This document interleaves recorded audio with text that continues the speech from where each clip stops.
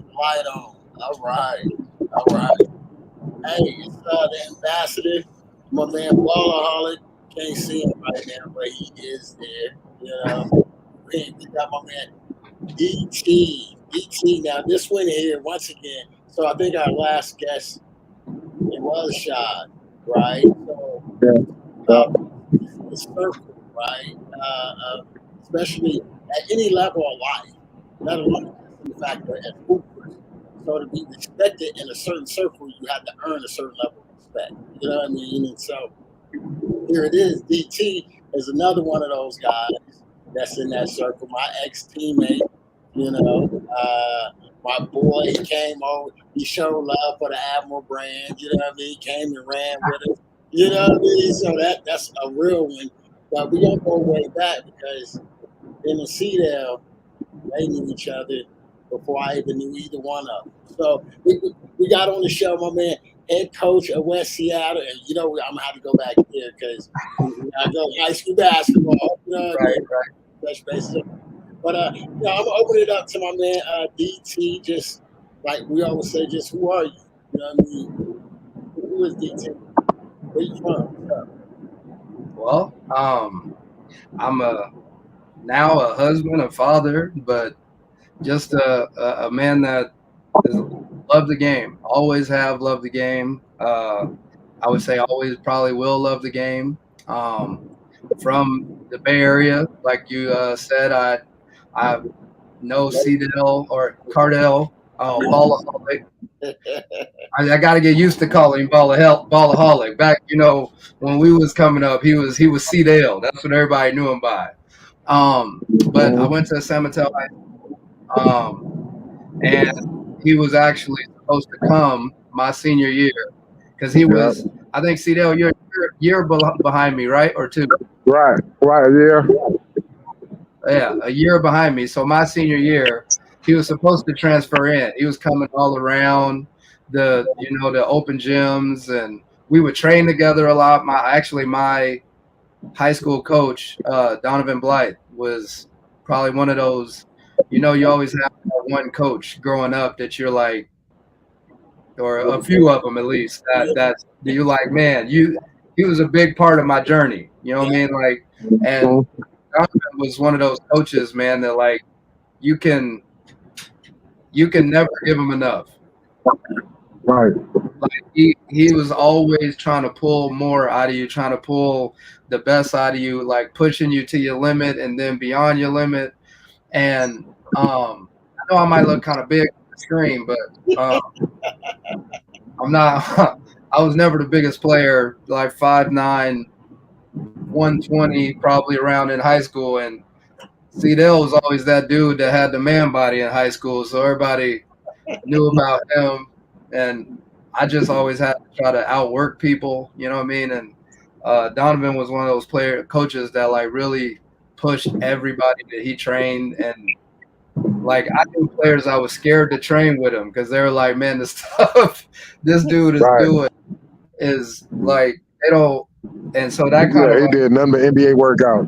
yeah, it made me like gravitate to like his style because I was always one of those players that always had a lot of energy and endurance because I thought that was part of my game being a low player. And I always knew in the back of my head that it's a lot of people out there my size, a lot of players out there, you know what I mean, that want what I want, but I knew I had to have some type of edge. And Axel was one of those players that pushed me too because when we would work out, I'm like, man, I got to go harder than this dude because he's bigger than me.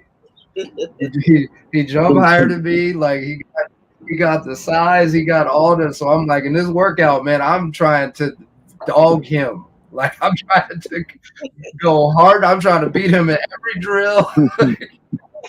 But he was just Cedell was one of those players, man, that just I don't know. When I would work out with him, it just always looked like everything came easy. I'm like, man, I am working. that's And I look over at this dude, man. He just like a Cadillac. He just be cruising. But Oh man. I really wish that I did get a chance to play with him. I know we would have been able to do some special things. My senior year, I think actually I'm not gonna say names, put people out there, but I think he was related to him. I had a guard on the team with me that he could have did some things. He had a nice bag, but he just, I think his off the court, you know what I mean, like his mental wasn't locked in where it should be, you know what I mean, like on the court, and he just didn't put in the work that he should have put in to be, you know what I mean, to stay on the right path. Right. And if I know what I knew now, like I would have definitely, you know what I mean, like stuck with him a little more, like tried to, you know, keep him around, like keep him coming with me. But I was always that player, like, man, I gotta go get it. I know what I want, and I gotta go get it. Like I said, I'm 5'9", and I knew it was thousands of players out there that wanted what I wanted. So it was just something that I knew I couldn't detour too far off the path if I wanted to get what I wanted. Right. And everything DT said is right. From because I was going to Balboa, and I remember I was always coming down to San Mateo because I had family members that lived down there, and I remember, you know, DT, my cousin and Doc had mentioned it, but I was already talking to the high school coach, and then already talked to Donovan. Donovan is the one who like, yo, Cardell, San Mateo would be a good look for you. You need to get out of the city. And San Mateo would be a perfect look for you. And I think that's how me and DT, I think Donovan came with that idea when me and DT was working out together. He's like, you know what? That'd be a crazy look. And then it actually didn't work because I was supposed to come down there and play. It was going to be DT senior year, my junior year, or my sophomore year, I think. And for some reason, it didn't work. But it worked like the following year. For some reason, just the following year it worked. But I was showing a lot of interest because I would even come and watch DT play. They had a summer league called the Twilight League, and it was playing. Yeah, it was at the King Center, and it would be packed, standing room only. It would be there, and then sometimes it would be at San Mateo High School. So I would come and watch him there, but everyone was always talking about him. I used to like, okay, like, damn, dude is athletic. But like you said, he was 5'9", and he always had to prove himself. But he was an athletic 5'9". I'm talking about like a fast break dunk with his left hand 5'9". He was one of those, like, you know what I mean? One of those guards that always got the arm wristband that you wear on your forearm. DT, that was DT. Yeah. But DT was athletic though, and he was always that guard. Like after the game, he was warm. You know when it's packed in there, it's like the Streetball scene is packed in there. The game is over with. DT still got a lot left in his motor, so he'll get up and dunk. He'll dunk right after the game. He'll dunk. Like no matter who win or lose, DT will get up. He'll just get up and grab the rim just to show everybody how high he can get. I remember I used to see that a lot from him. So yeah. So I already knew. I was like, okay, that's what I'm going to be playing when I come out. I'm like, all right. But it happened not to work. So I wound up coming the following year and playing with my cousin's senior year, and that was my junior year. So, and then I wound up staying out there after that. But yeah, we definitely would have made a lot more noise than, because my senior year I had a point guard, but I was just like, man, but just watching DT play, I was like, ooh, I know he's going to be throwing me all kind of lobs. That was what I was thinking prior to me, you know what I mean? Already like, yo, DT, I'm going to be playing with you. We're going to be crazy. You know what I mean? So. Man. Yeah. That I forgot about the Twilight, man. And the high school, well, at San Mateo, the way the gym was built, it was a pit style. Yep. It was probably like a 6 or 7 foot wall, like wood wall that went around the entire gym. The only thing that was inside the wall was the team bench. Oh wow! And the stands were up above like that 7 foot wall. So like I would come into the gyms early before, like when a away team that's not in our league was coming to play us, I would come in there early. In there shooting around because I wanted to see the team walk in the gym and like, where are we?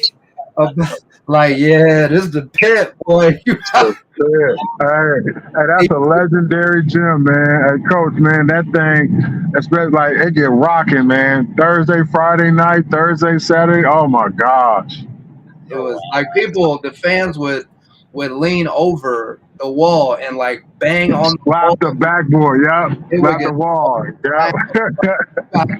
The 300, 360 or no, not a 180 because one hoop was just the wall, but The wall, yep.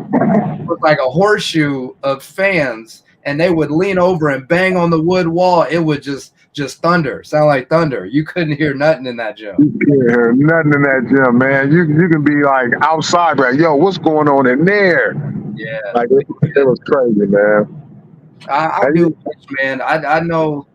I mean, I know everything happens for a reason, but I know if I'd have played with CDL, man, it would a lot better things would have some more doors would have opened up. I feel we could have did some special things, man, because he was one of those players that can go. In my senior year, I was always that player that felt like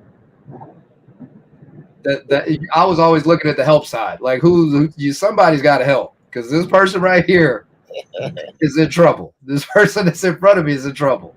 And just to have somebody like CDL on the court at the same time, that was always my thing. Like I'm trying to beat the person in front of me and make a play. Like I felt like I was pretty good at finishing, but when help defense would come, like that's what I was always looking for, and I didn't really have that running mate with me that was locked in and kind of having that goal of pursuing their career in the game to kind of rock my senior year like that. My junior year, I had about 3 or 4 like hoopers that I played with, the twins, and Ruben Houston. We did a solid squad my junior year, and we made a nice run, but I was the only junior.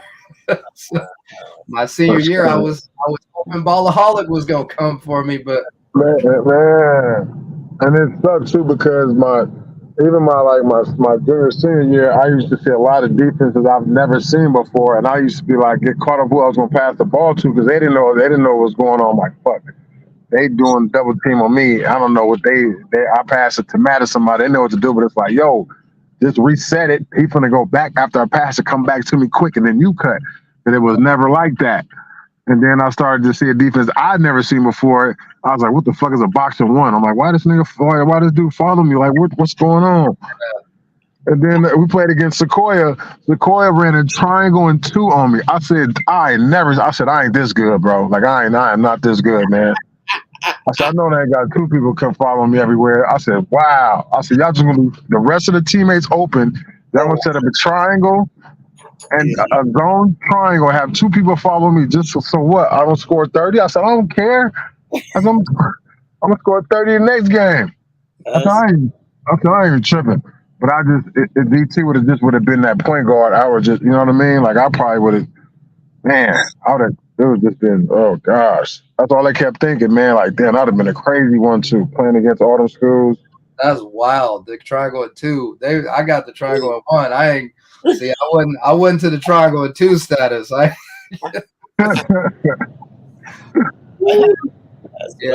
was thinking the same thing. Like, man, well, yeah. Like I said, everything happened for a reason. That my senior year too, though.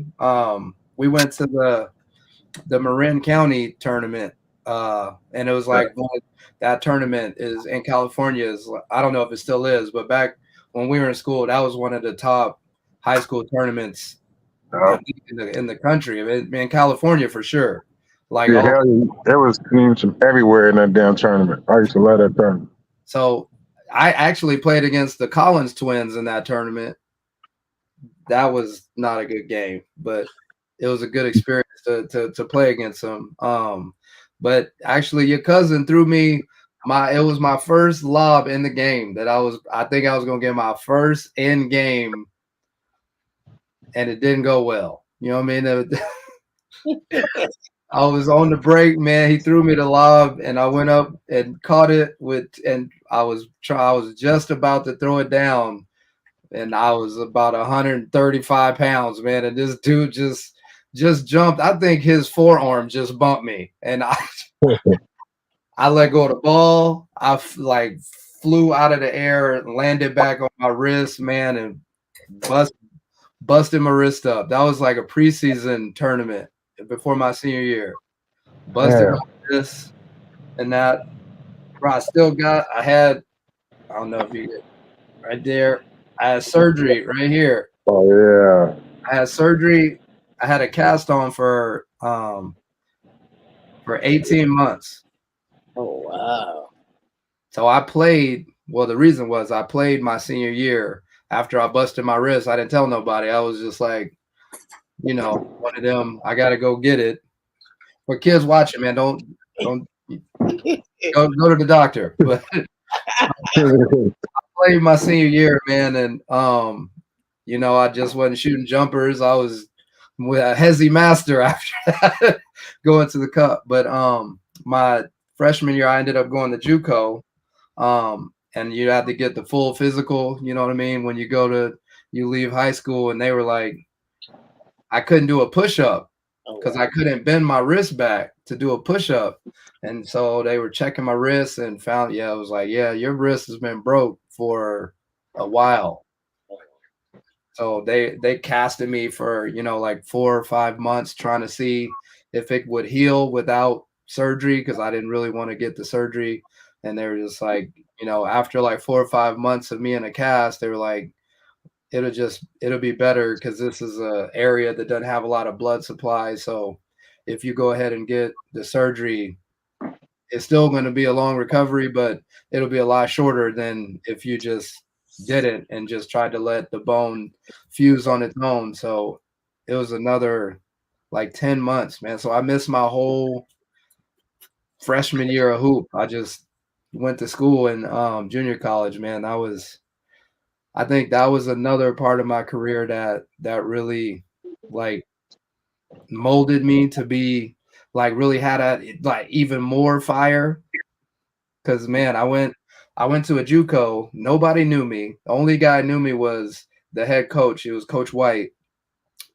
He was really good friends with my head coach at high school at the time. That's how I got to the junior college. So he knew that I could play. He sent me there, and I ended up being the film guy for the team my first year with a cast on. Bro, I'm 5'9", don't know anybody at the school but the head coach, and I'm the film guy. They're going to all the games, carrying the camera, setting it up. Like dudes throwing a bag at me, like, man, carry my damn bag. I'm like, how you in college, man, like 6'5", like dudes CDL size, you know what I mean? 6'7", 6'8", these grown men, you know what I mean? I'm wet, fresh out of high school. They like 20, 22, 21. So I'm like, man, that was a long wait that year, man. Like filming all the games and just going through that, and then it's a journey, man. That just besides that first year, which probably the toughest year of my life, man. That JUCO ball is a different.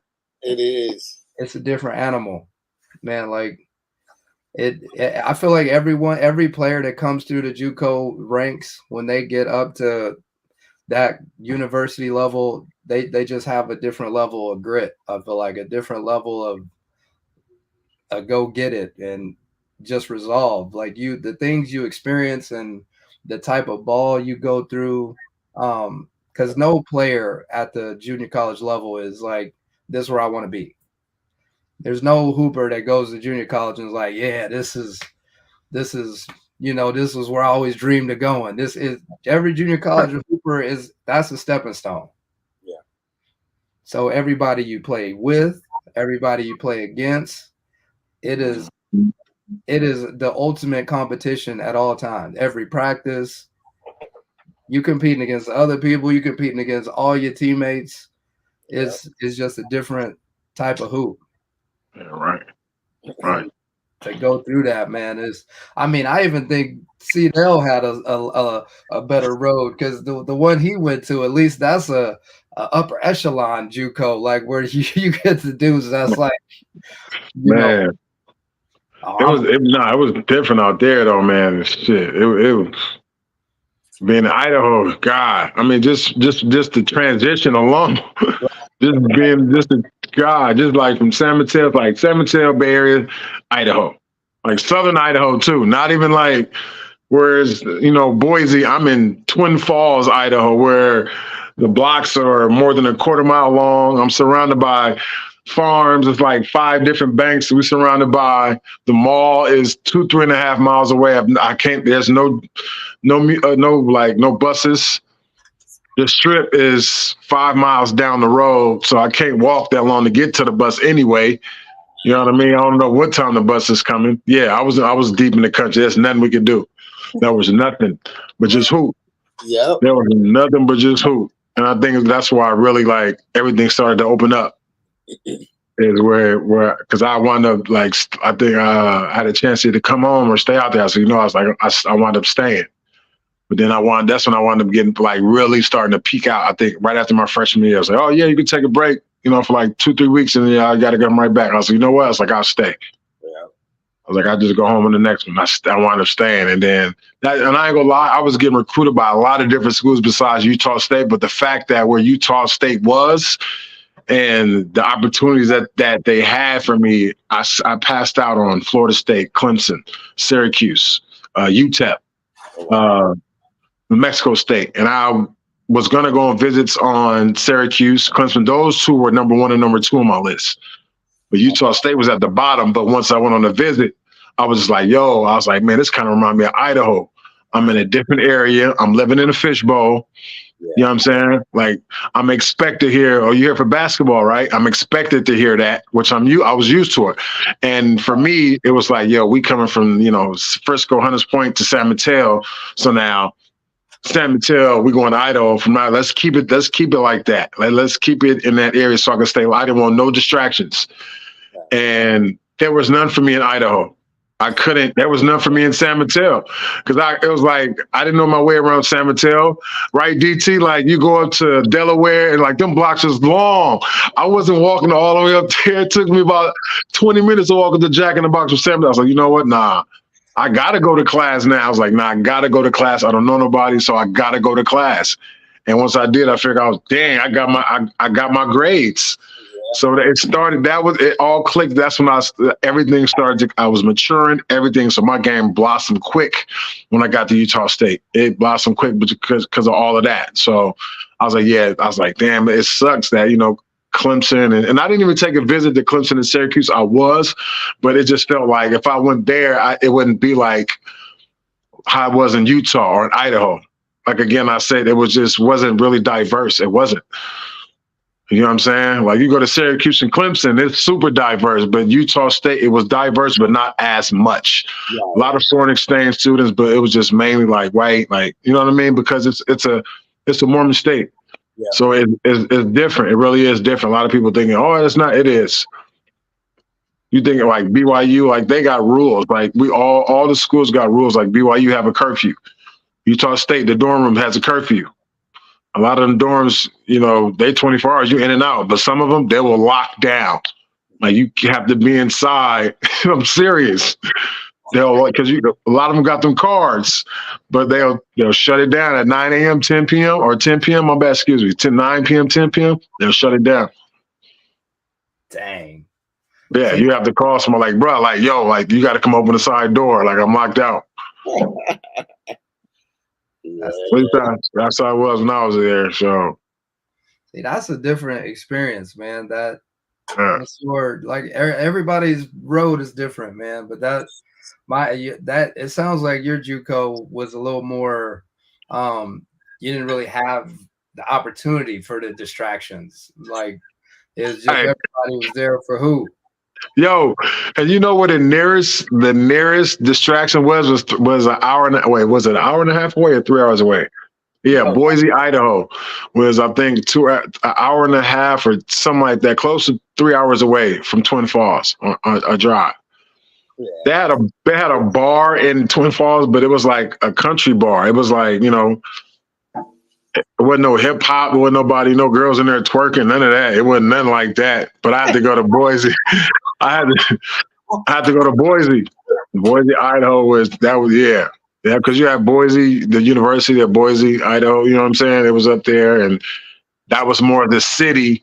Like California, you got LA, San Francisco, the big cities. Boise, it was that city in Idaho, you know what I'm saying? So it was, I didn't have, for real. But like I said, a lot of stuff, other stuff, good stuff happened, man. I learned how to have some patience and I learned how to have fun by myself. I didn't need, because normally like, damn, I need to be with somebody to do something. Up there, it's nothing to do. It's literally nothing to do. You on campus, that's it. You're going to be watching TV or you're going to be going to the cafeteria. That's it. Or to the gym. That is it.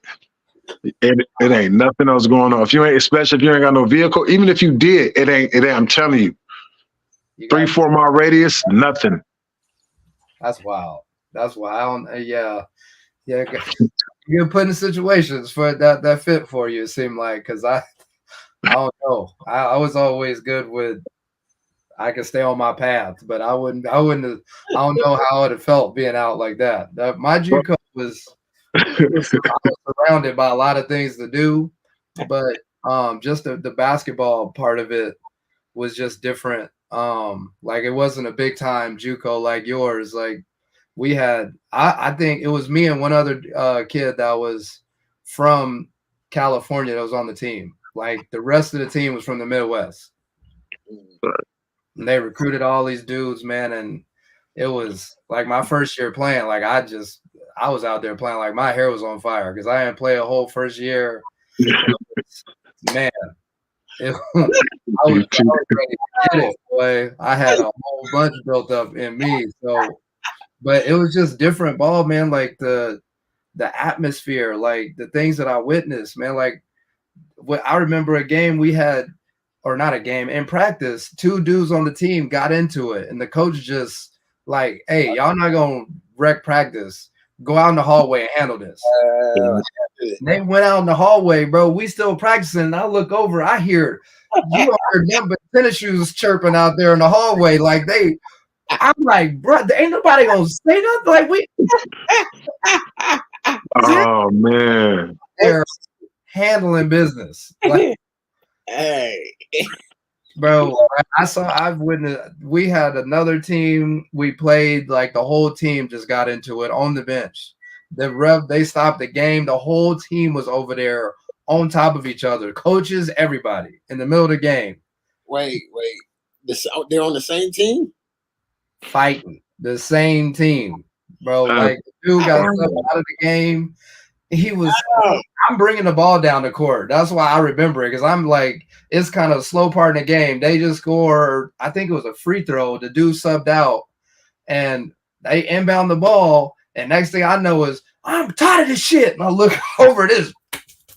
They just start hands, the whole team. Bro, they stopped the game. Our coaches went out like pulling our team to the side, like man, we not in it. That's all them. They was hands. That's funny. Wow. Like, bro, I had a center on the team that came my second year there. He was like, I forgot what school he came from. He was a D1 center. He had post moves. He had everything. He was about 6'9", 6'10". He had every game, bro. We had 5 to 10 D1 schools watching us because this dude he was big time. Yeah. I literally watched this man throw his career away. He was a head case, bro. He didn't even practice with us first. The coaches would like let him off to the side, like just do post work the whole practice while we would practice, run lines.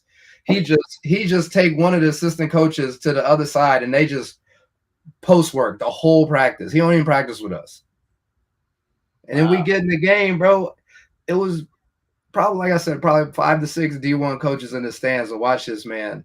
And we were playing against another we were like in Irvine, I think, playing against another school, and they had a real good, highly recruited center. So it was a big game. They wanted to see them go against each other. My man came down one. I threw him in the end of the post, entered it to him. He went to work, got a nice little jump hook, and the dude like hit him, like gave him like a nice little bow in the back when he did hit him with a jump hook and one. So he was like, God, they got all in each other's face. Like he was kind of mad about it. He was like, you better watch that shit. Like, and I was like, man, just calm down. Like look who up there. Like, I'm like, man, this ain't just for you too. Like I gave you a nice entry pass, I'm out here, like I said, JUCO, you always trying to, show your stuff too. Like even though they did it for him, you know what I mean? Or these other coaches, you never know. So I'm like, man, like we hooping. Let's keep this thing rolling, bro. He was like, do that shit again. The next play down, bro. Same play, enter this man the ball, bro. Before he can get into his move, the dude like just hammers him again, bro. He turned around and spit the biggest loogie, bro. And see, and then pushed him. I looked in the stands, like 4 coaches literally got up and walked out the gym. Yeah. Like I watched them walk. I was like, man. At that point, actually, at that point, I'm not being a team. I'm letting it go. Like, shit, I'm like, you know what? I ain't doing that. I'm letting it go. I didn't get into that at all, but I'm just for him. I remember that specific moment for him, bro. Like I was always that player to sit back and like I would always look at how things like start to unfold. You know what I mean? Like I was always cognizant of my size and the opportunities that I was gonna get or not get, and just the laser focus that I would have to get what I wanted. You know what I mean? Like, and I just remember seeing that for him, like, that's crazy. Just that you can't stay locked in. You can't understand or control your emotions enough to like you closing your own doors. Like I was just like, man, but that JUCO route, man, it taught me a lot. Seeing a lot of things, like even the hoop is different. Just like I said, I think CDL, yours is a little different because you're a lot of those dudes that I've known or heard about that goes to that school. It was always like D1 dudes that got into a little trouble, you know what I mean? And they're like trying to, resurrect their career, you know what I mean? Like they and that's true, and that's exactly what Southern Idaho is. Just one of them D1 major schools that got a bunch of talented dudes, whether it be black, white, a bunch of them on one team. That's exactly what Southern Idaho was. We were number 2 in the country that year, and even before that, a lot of dudes that like Joey Johnson went there. What's another guard? He went to Cal. Damn, I forgot his name. A nice guard, though. Back in the day, like 90, 91, 90, something like that. But Joey Johnson went there like a 55-inch vertical. He went there. Another guard from Cal went there. But a lot of them dudes that went there was all like knuckleheads. They all were, at some point in their life, something was going on, whether it be academically, whatever the case may be. Yeah. It was just a program that they had for athletes like that. And I swear, maybe myself, Kenny Bruner. Kenny Bruner was the one who pulled a sword out on, I think, on his coach at Georgetown. A sword. I think so, something like that. Not a knife. A machete or something like that. You got to look up the story. Yeah. But that's a whole different mind. Like, you know what I mean? You're getting a bunch of talented players. Yeah. And they're at a point in their career where they're getting handed some humble pie, you know what I mean? So it's like, all right, I'm here, you know what I mean, for a reason. Like I need to turn it around. Like I was dealing with, man, it was just, the game was like, I felt like I was in a pinball machine. I think the only way I made it, because that did kind of fit my skill set and how I was. Like, if I'm in a pinball machine, I'm gonna be the best damn pinball there. because that I could do that all day, and my stamina was unmatched. I've always had like that was one of the things that I feel like I was known for was my stamina, but that is just that game and the things you got to go through to be successful in that is just it makes you stronger. It definitely makes you stronger. How did you get to Western? From there, that JUCO, it was now thinking back on it, man. I'm like, was I good, or was it just I was lucky and I had a lot of coaches that knew each other? Because it was always a chain of coaches. My high school coach knew my JUCO coach, and that's how I got there. And then my JUCO assistant coach was good friends with the Western, with Tony Dominguez. Okay. And they had kind of told him about him. And it was my sophomore, the end of my sophomore year, we went to a showcase in the summer. And that was like, I was probably the most nervous I've ever been in my life playing hoop. It was a showcase at UC Riverside, and it was no fans. The fans were coaches. Oh wow!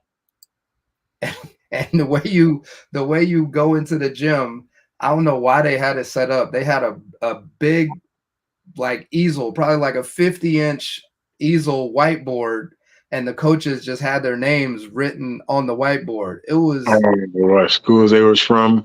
Yeah, so it just had the coach's name and the school. And when you walk in the gym, like you just walk past this board with all these damn coaches, and you go in there, and it was like a showcase where there was no coach. It was just your team would go, and you would just play against another team. Like you didn't have a coach.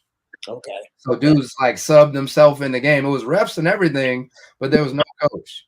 And the whole stand was full of coaches, bro. I would just look up, you just see clipboards and polos, and I was just like, oh my. Wow. It was one of them, like, it's now or never. You gotta go get it. Like, I mean, I had letters from schools, but they were like, I always told my JUCO coach, I was like, if I get recruited, man, if it's not D1, I want to stay on the West Coast. I'm not trying to go like. I could go there's D2s everywhere. If I'm not going D1, I want to stay close to home. You know what I mean? Like, so I was getting recruited different places, but it wasn't anything that I was like ready to jump on. You know what I mean? So that showcase, man, I remember playing in that, and I definitely remember Tony Dominguez was there, and I had a couple really good games. Like, I think another part of I feel like I was good at finishing around the rim. You know what I mean? Like over taller people when I got to the rim. I think that's a thing that I don't really like about today's hoop. I feel like a lot of they go for the foul instead of finishing. And I'm like, they like to yell and one a lot these days, but like, do you really? Or you know what I hate that? Hey, I mean, I sometimes I don't like it, but it's like I naturally get caught up. It's like, why am I yelling A? I'm knowing damn well there wasn't no foul. Why am I yelling A? That's a weak bailout move, and I'm just like, I gotta get out of the hip. Like, I'm not a hypocrite. I'm not a hypocrite. No, I'm not. You know what I mean? That's part of that. That's the new game now, man. They it seem like they play for the foul, but I feel like that was always a part of my game to try to still create the contact, but 100% in my mind, I'm trying to finish, and everything I'm doing, I'm trying to get the foul, but I'm trying to get the bucket and the foul, and I feel like I was fairly decent at that, and they had like a 7-footer where we were playing, and I had like 2 back-to-back like and ones kind of like over him like a floater where he tried to block it, but I got it up and he knocked me to the ground. And I remember on like the second one, Tony Dominguez was like under the hoop, and when I fell, and I was like, and what? And he helped me up off the second one, and I remember looking at him, and then after that game, it was one of those situations. I don't think they were supposed to talk to you. Like, they're supposed to like, reach out to your coach or whatever. Like I was like in the gym and he was like, "Hey, stay right there." And I stopped and I went to turn. He's like, "No, don't look." And I was just stepping forward. He's like, "I like your game. We're going to be in touch." And I was like, "All right." He was like, "I'll talk to you later." I was like, it was just kind of funny. I always remember that. So we were like passing it. It was like kind of like some Secret Service type stuff. He like stopped me and he was like, "Don't look at me." I was like, "Okay." Hey, dude.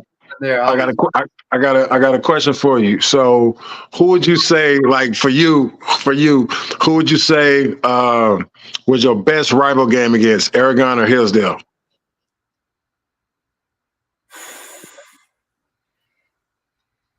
At home and away. That's tough.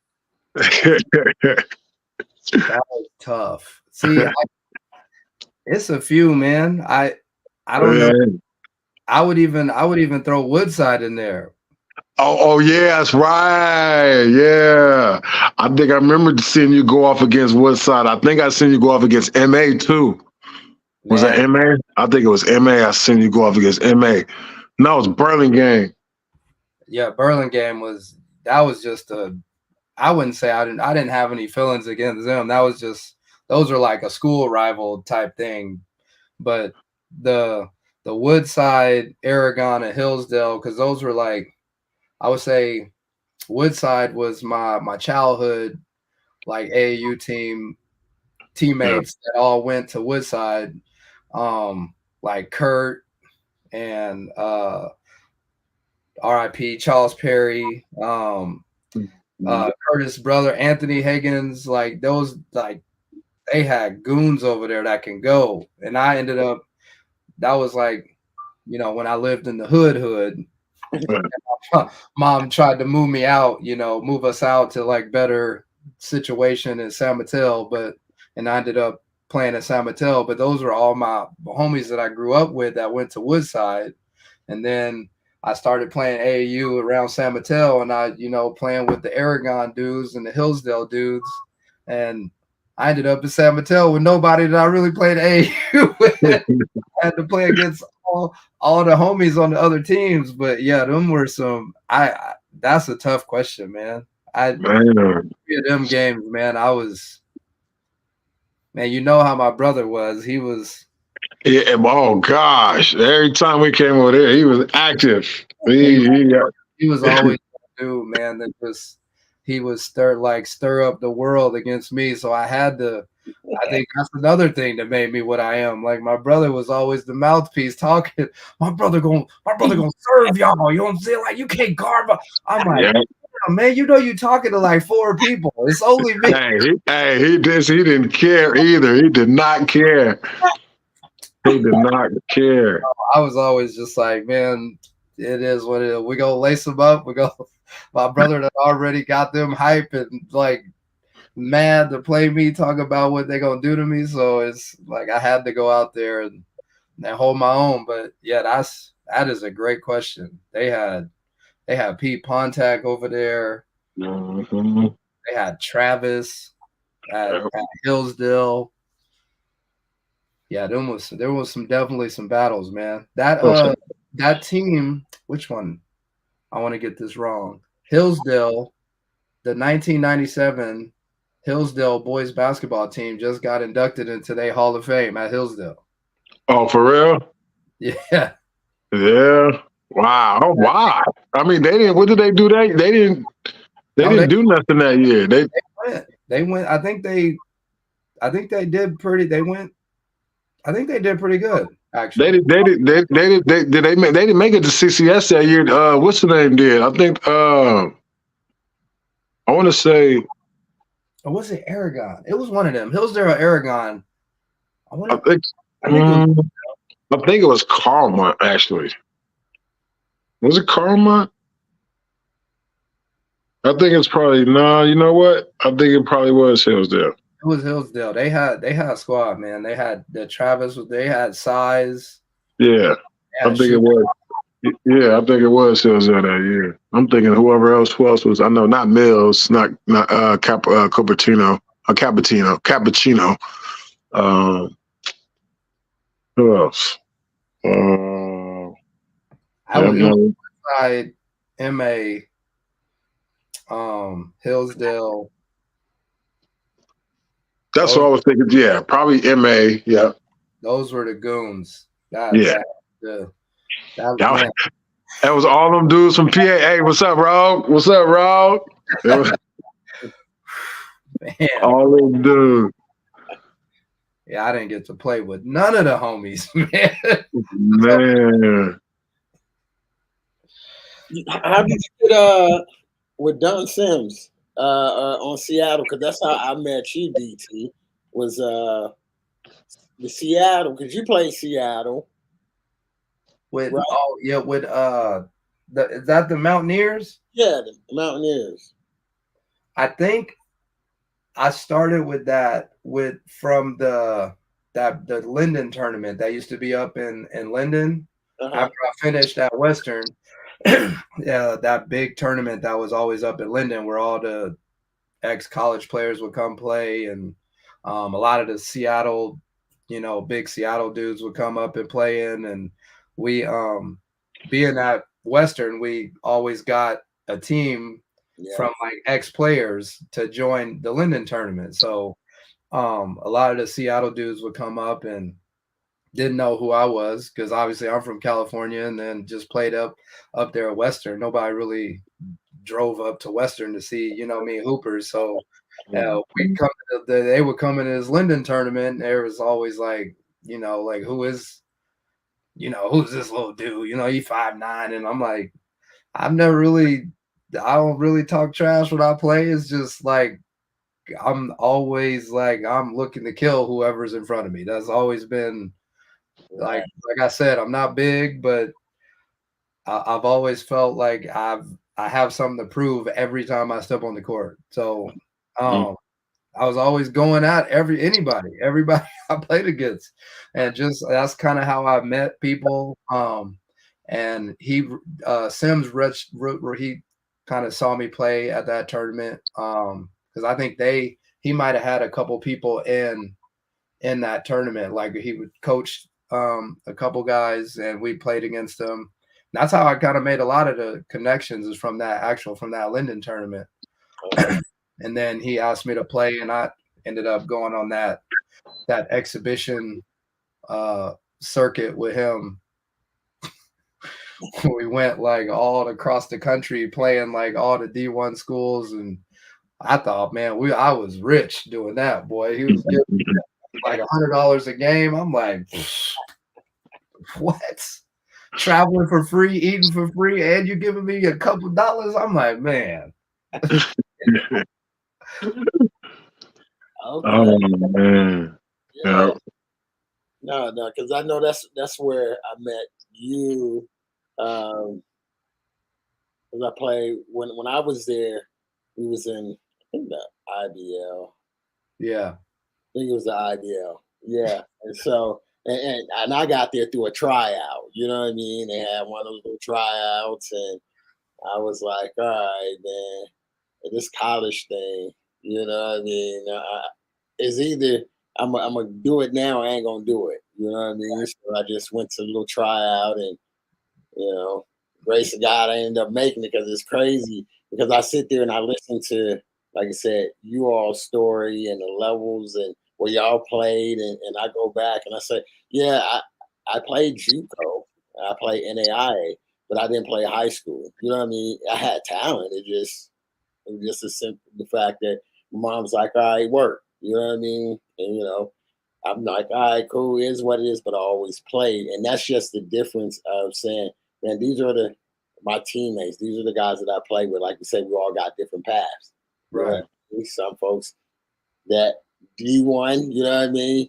You play, high level as well. And, and the fact that's why I try to tell people it's about opportunities, because it was the same thing, Red Wine and, all of them, they show love. And I got in the circuit, build these relationships. Here it is. But 20 years later, you know what I mean? Now we it's a story, man. That is just is And wild. it's wild. And you know what? What always bring back memories? I always see they don't call it High School Sports Focus. I think it's like High School Sports Nation, I think now. But it's the same dude though. Yeah. High School Sports, it's the same dude. Yeah. Every time I see him, I'm like, dang, I wish they could just show like just some old school stuff from back in the day. That brings back so many memories, man. And I just wish they could have kept the pit. I just wish they would did the floor over and maybe just did the walls, because the seats, everything was so old school. Like, Coach, San Mateo High School, we didn't have benches in our gym. It wasn't benches. It was like wood. You were sitting on straight wood. Whatever. Yeah, it was straight wood. So it wasn't like, oh yeah, you're in section, seat 14, section. Wasn't, nah. Just go ahead. Yeah, your ticket. Go ahead. That's how it was. Just like steps of just a long ass bench, like you shoulder to shoulder. And you literally shoulder to shoulder. If you walking behind somebody, they got to like, oh, scoot up. Excuse me. You stepping over people. Yeah. Like that. There was enough room for your feet in front and a little space for somebody to walk by, and then it would drop down for the next like bench, and it's just wood all the way around. That's crazy. And that first one, it was probably like 12 inches of space of floor, and then the wall was probably, I don't know, like 3 inches high, and you sit there and you could like put your arms on and look down at the court. Yeah. And to sub in, and the clock, whoever did the clock, we had to slap the wall to let them know at the top that we were subbing in. We had to slap the wall because they were at the top there with the crowd. Yeah, you had to like, hey, sub. That is crazy. Man, they should have kept the pit, man. I still haven't been back to see the new gym, but they got your team in there in the plaque. They got the 90s from 96 to 97, and then 98, 99. They got all our pictures in there. I haven't seen it yet. What's the name told me when he was the principal. I went back. Yeah, I got the call. Man, I got the call. I was like, it was just one day I just got a weird number call. Something told me, it's like, man, answer, because I don't answer like random numbers. I was like, it was like, hello, this is so-and-so with San Mateo High School Hall of Fame. Yeah. I didn't even hear no more. Let's go! Finally! Hey! I'm like running around the house. Like my wife is like, "What's happening?" I'm like, "Yeah, hell yeah, let's go!" I'm like, "Hello." They're like, "Yeah, we want to induct you, or inform you that we're inducting the 1997 cross country team."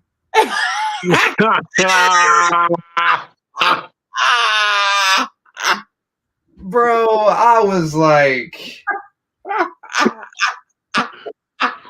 oh, gee. They're like, you guys were dominant and you were like one of the top runners. You did run cross country, DT. You did. Oh, man. Hey, he did though. He so did. We want you to see if you'll be able to make it down. Like, we got this all catered and all this stuff. And I was like, man, my balloon, I was flying high, bro. Hey, I done ran around the house so juiced. They was like, this is the 90s cross country team, bro. I was like, oh my God, that is funny, bro. Yeah, that's I went out.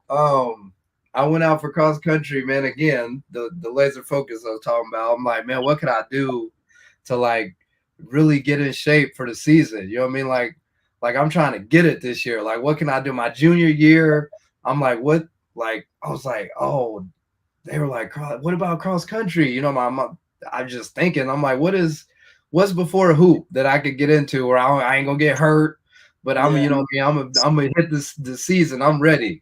So I was like, man, I'll give it a try, man. Like I've always like, I got pretty good wins. So I went out there my junior year, man, and I went state.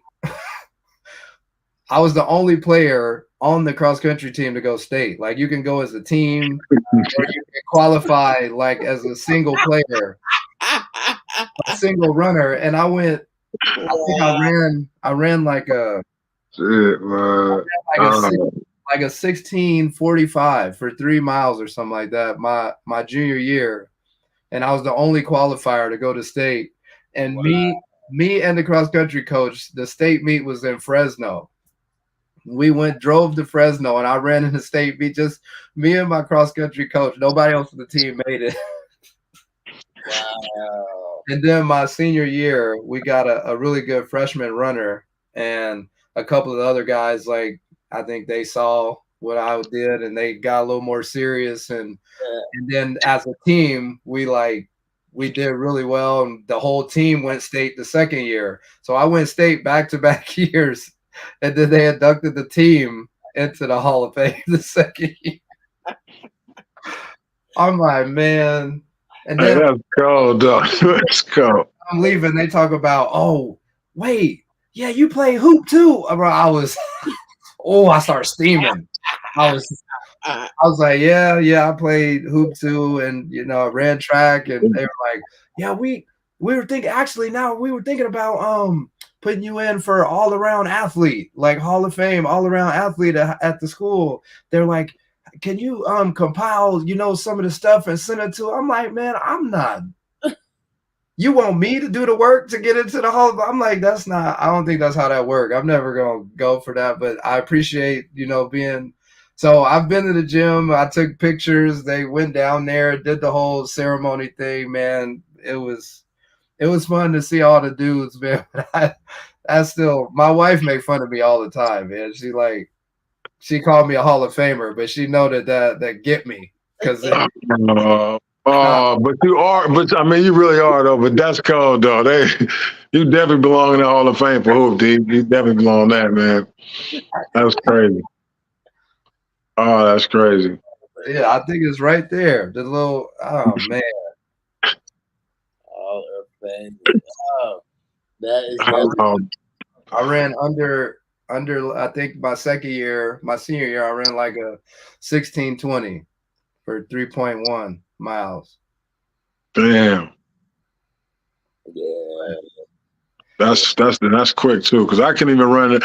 And that's crazy. As athletic as I was, I couldn't even run around a football field 4 times in like 5 minutes. That was not happening. That wasn't happening. Oh, I know 5 head now. Not even. It took me about 10 minutes. They're like, damn, Cardell, like you taking, like, hey. hey, this man though, his damn foot, Ash. Yeah. In high school, man, his foot, boy, and I don't know if y'all used to do back in the day, man, but we used to do the sock, like when you fold the sock over. Yeah. And put it on the top of your foot, because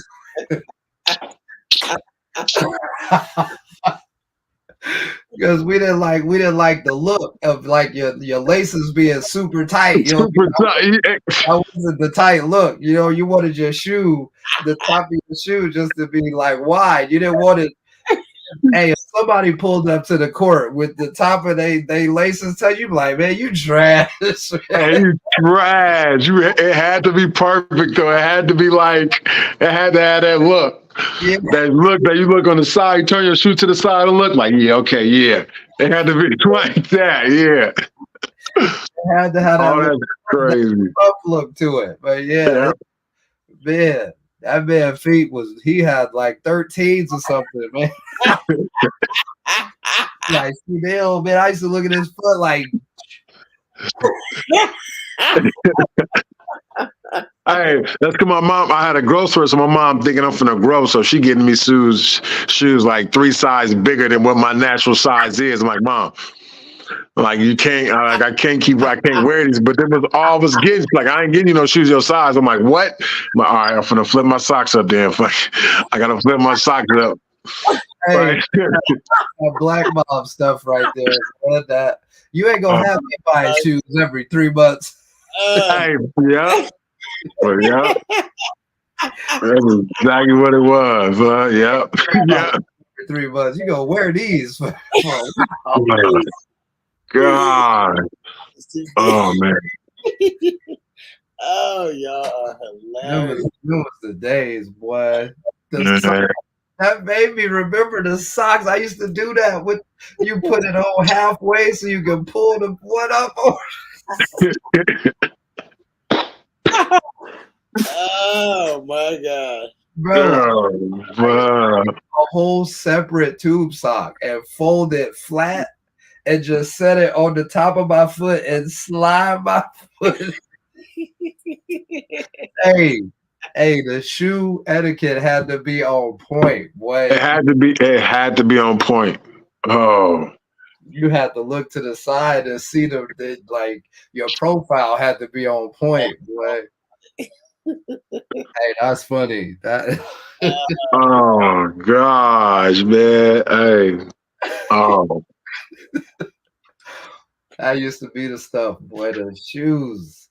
D, how did you get so before we wrap it up, because we try to keep people by an hour, don't want to drag it on too much. But I just had to get into because we went from playing, but I coached. Well, I was a part of a coaching staff that coached against you last year.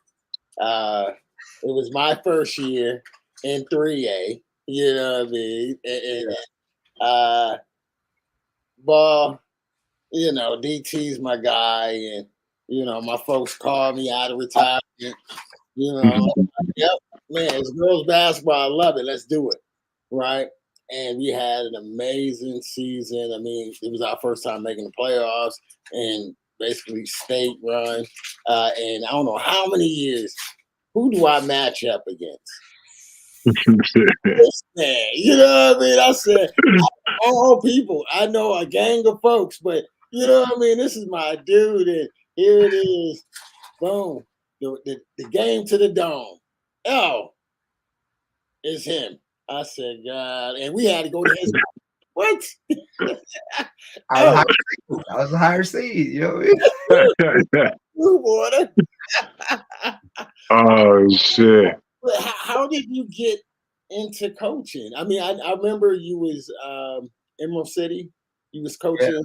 Yeah, I know. I remember you was doing some coaching there. Then all of a sudden, I knew you was at West Seattle. I had heard about you because I was working with Watts before I started coaching. But how did you get into coaching at the high school level? Well, actually, it's funny that you guys are here because the coaching started way back around with CDL. Like we would do the Nike camps with Coach Donovan back like long ago, and we were in the camps, and then Donovan would also have like the youth part too. So like you could come back around, and I just remember like the younger kids, like he would have like the guys, I guess he was kind of taken under his wing to kind of help out and do things around the camp for like the younger kids and like help them. And like we were in high school and kind of doing well, so he would have like the kind of well-known high school guys come and show like the younger campers, like we would do a workout or something in front of them. He would try to kill us. You know what I mean? Like, oh, look how these top players, how they really get after it, Yeah. And I just remember, for real though, he'd have us play one-on-one in front of all the kids. Yeah. And he would like make a point, like, man, like, okay, these two dudes right here, like they friends, but watch how they go at each other. Like, and he would like really just get you fired up and like going at it. And I just remember like that point, like looking at the kids, you know what I mean? Like really seeing like they're like watching this, like soaking it in. And like like I said, I was always that type of player and person that kind of like sit back and notice things like that. You know what I mean? And just it just really started to get into when toward the end of my career, like actually when I met you was kind of where it was starting to go down. I just started noticing like, I would play and 90% of my game was explosion and speed, and you can't stay in front of me. 95% of people that I play, I'm like, you can't stay in front of me. Like I'm quick. So when that kind of started to go, I'm like, my game don't age well. Like I was about explosion. So I started like, when I started noticing like, man, I'm getting upset playing. Like I usually didn't care. Somebody take a stupid shot, I'm like, whatever. I'm getting back on defense. I'm gonna get it back myself. Or you know what I mean? Like it didn't bother me. And I start getting older, you're like, man, that was a dumbass shot, man. Man, you gotta pass the ball. Like I start getting into that. I'm like, man, they start looking at the game different, and I'm getting older. So then and I've always like looked at kids, and saw like how they really like the little sponges they were, like as far as like athletes and students of the game. And it just seemed like a perfect marriage. A buddy of mine was, told me about Emerald City, and then I got involved with them. And then I think I coached a girls team with Emerald City. I had been coaching boys the whole time because obviously I'm a boy hooper, and I was coaching boys, and then I coached a girls team, and I was like, hold up. Yeah. Right. Like, hold up. It's just like, it just felt like the game was more pure coaching girls as far as like, and from a coaching standpoint, I feel like you have more of an influence of the game in the game as a coach when you coach girls other than boys. Sometimes coach a boys team and a dude like CL walk in the gym that you playing against, and you like, you can have the best defense drawn up, and you're like, man, he jumped from here and he ended up all the way over there, bro. I don't know what defense you want me to run. I was where you want me to be. Like this man, I thought he was gonna shoot here, and then he brought it down, juggled it, and finished. So like I just kind of started noticing like that difference of that with girls basketball, and there's things you can do to when you do play against a pretty good player, like there's things you can do to slow them down that's a little easier. So you, like I said, you can see your coaching schemes and things you're doing kind of have a bigger impact on the game, and I just thought it was fun, and I went into it. And I've me and my wife bought a house here in West Seattle, and I coached Mercer Island for 7 years. I was the assistant coach at Mercer Island, and then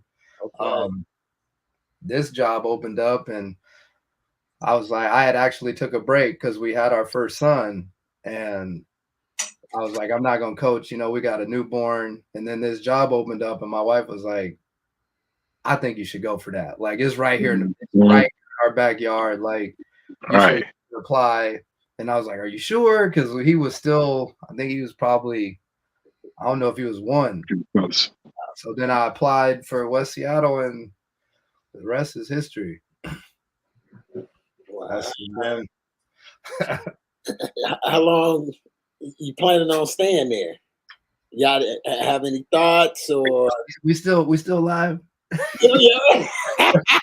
No, I would say my ultimate goal would be to coach at the next level. I would say right now, I can't really.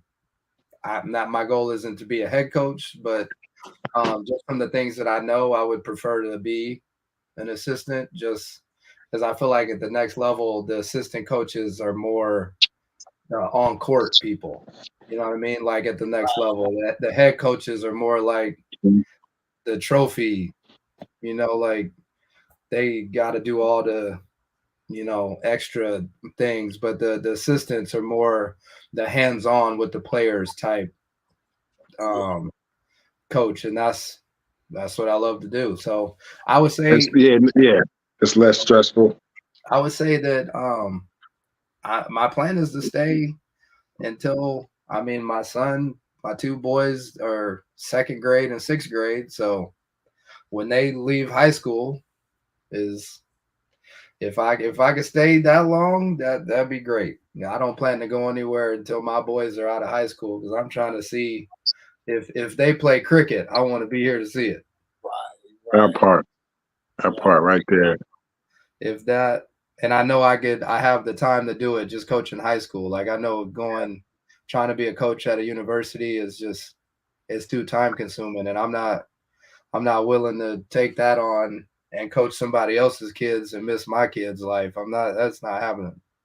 I'm about to say that's kind of like, yeah, that's even university coaching. You trying to be a good coach too, like you damn near being like an NBA player. Like that's your job. Like you got to be coming up with stuff every hour on the hour.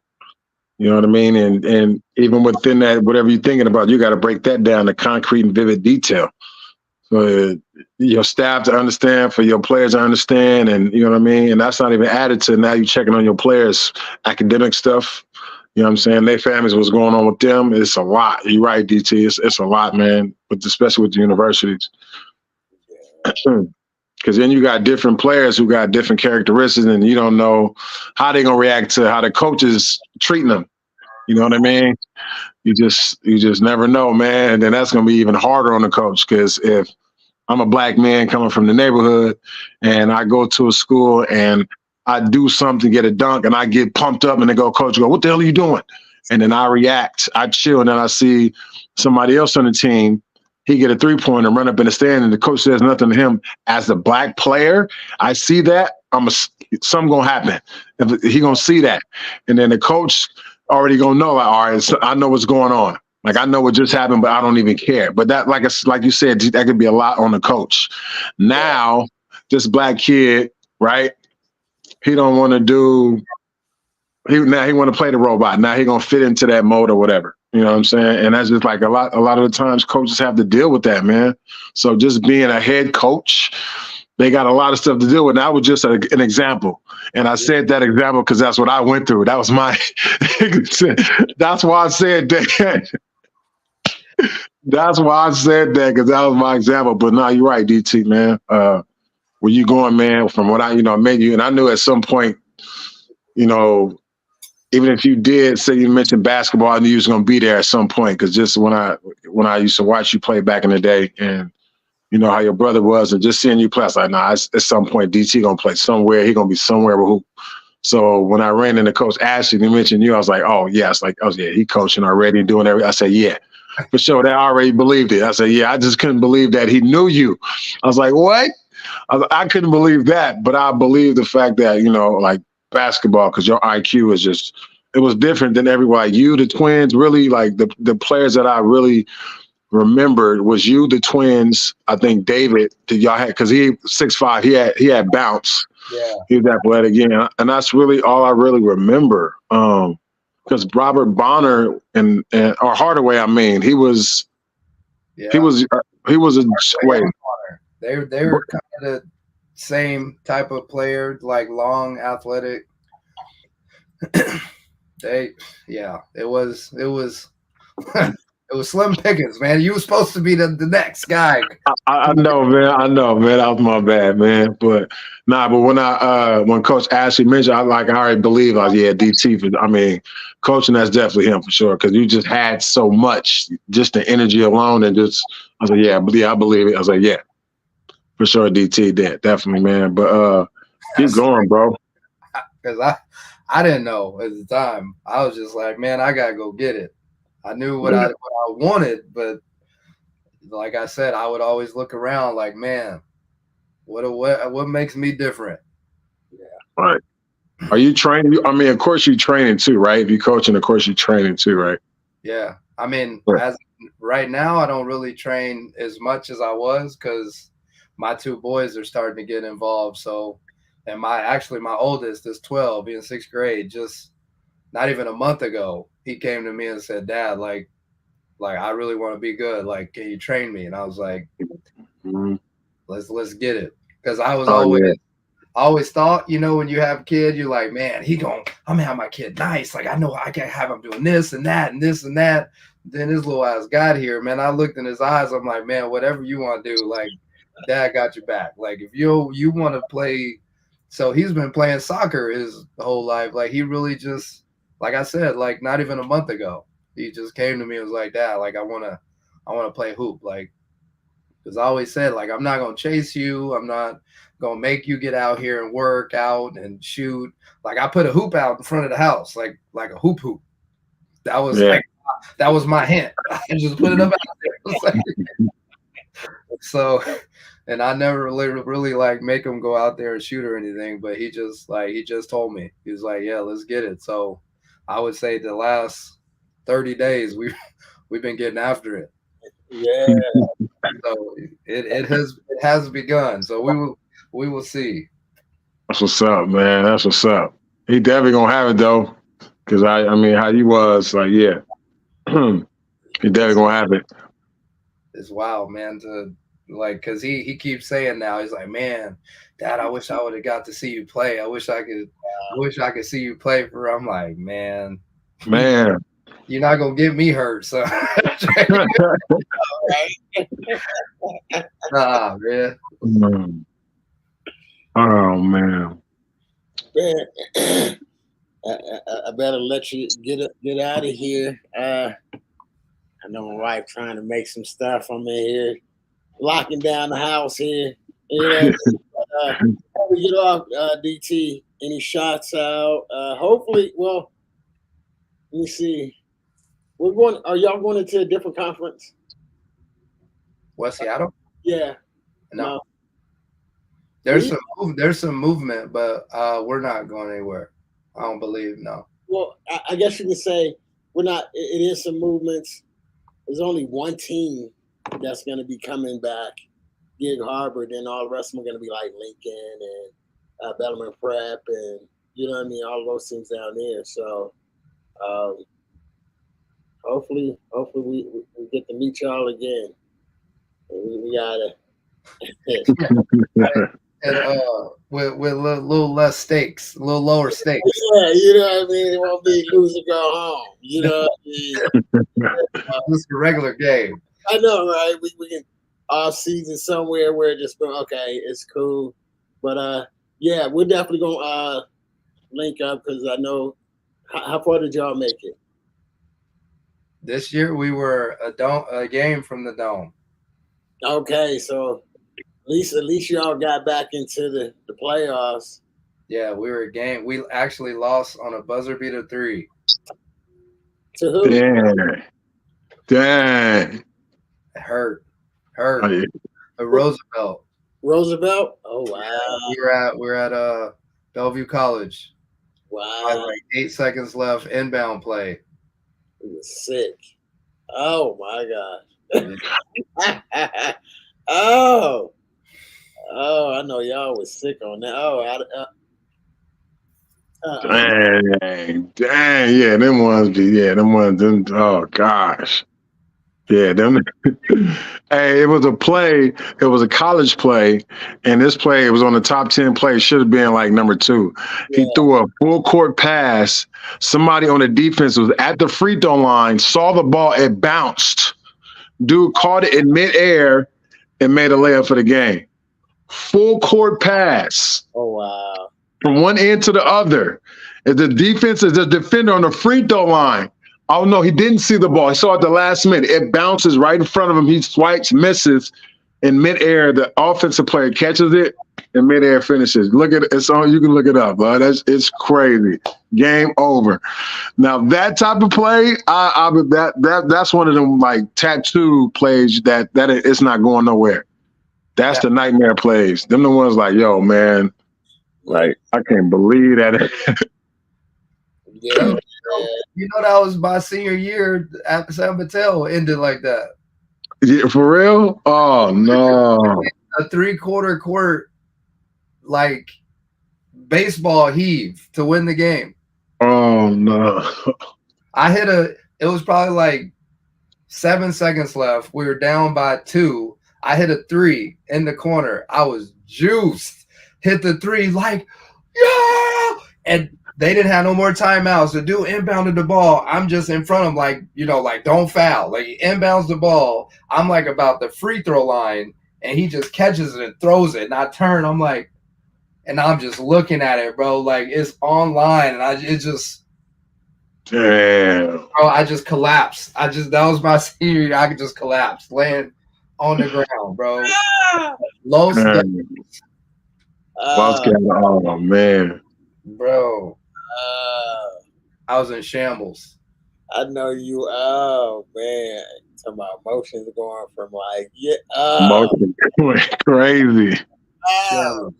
The only thing I'm thinking is don't foul. I'm just in front of the kid, and he just chucks it. And I just still remember they were wearing like knee-high black and white striped socks. I just remember like I was laying on the ground, and I remember they just running away from me, like dog piling. Oh, shame.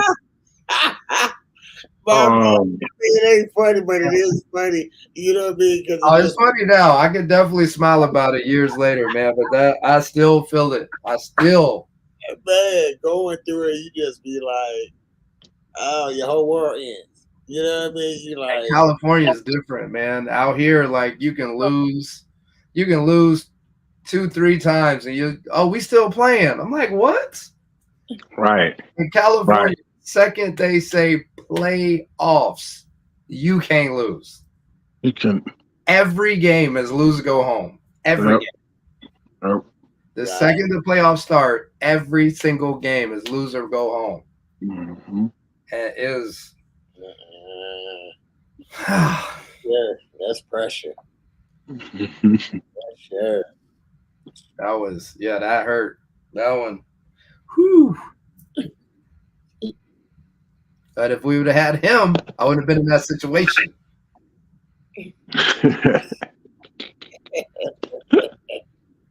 The game wouldn't have been that close.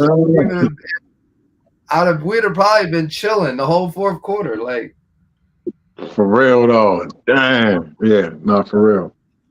It definitely would have been.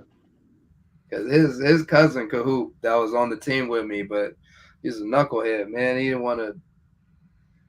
He would practice, and then after practice, he was doing everything else besides work on his game. He was doing everything else. He's doing everything. Oh gosh. Straight hooper.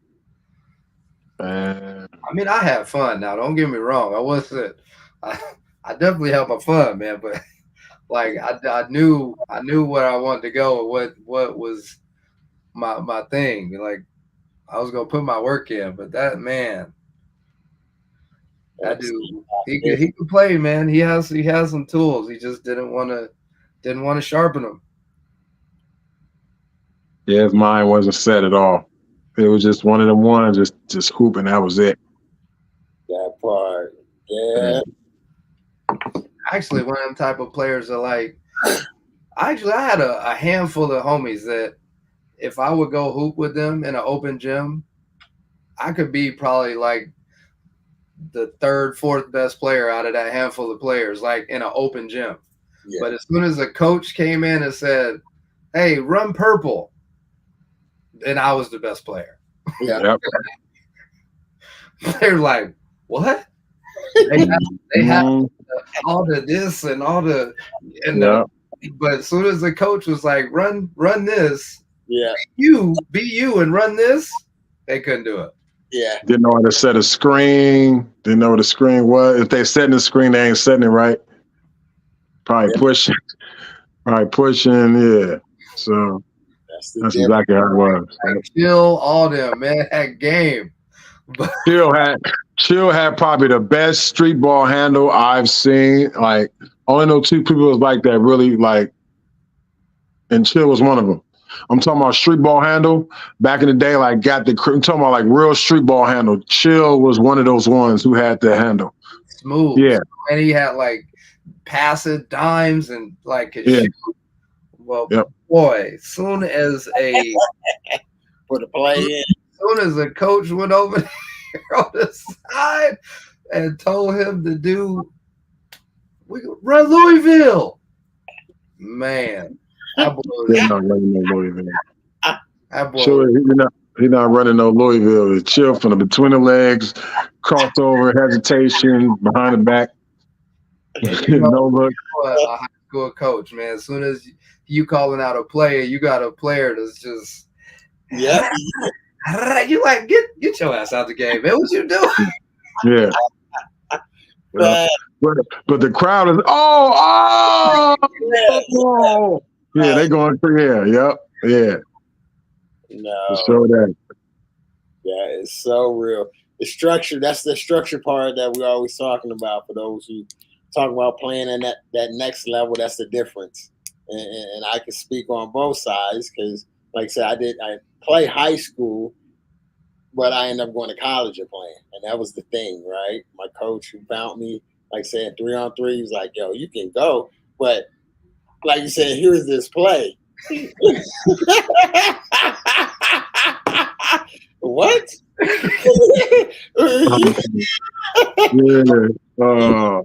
I don't need this. Give me the ball. You know what I mean? Yeah. But he was like, nah. And it was funny because that was one of the articles they did on me. He said once he understands the game and learn that part, he's gonna be unstoppable. I was like, man, I'm supposed to pass it and cut, and then what? Man, it's a whole different world, bro. Oh my god! And that's where I'm at now as a coach, where I'm like, I've been through that part, so I understand the importance of it. You know what I mean? Yeah. And you know how to play. That's the difference of real hoopers. Give them the ball, play street ball, do whatever. You put them in the system.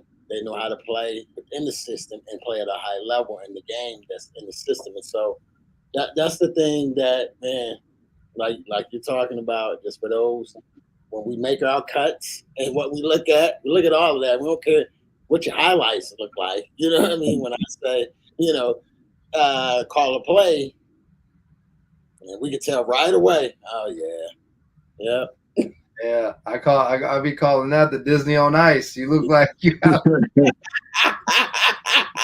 there on skates. Like, yeah, she lost. yeah.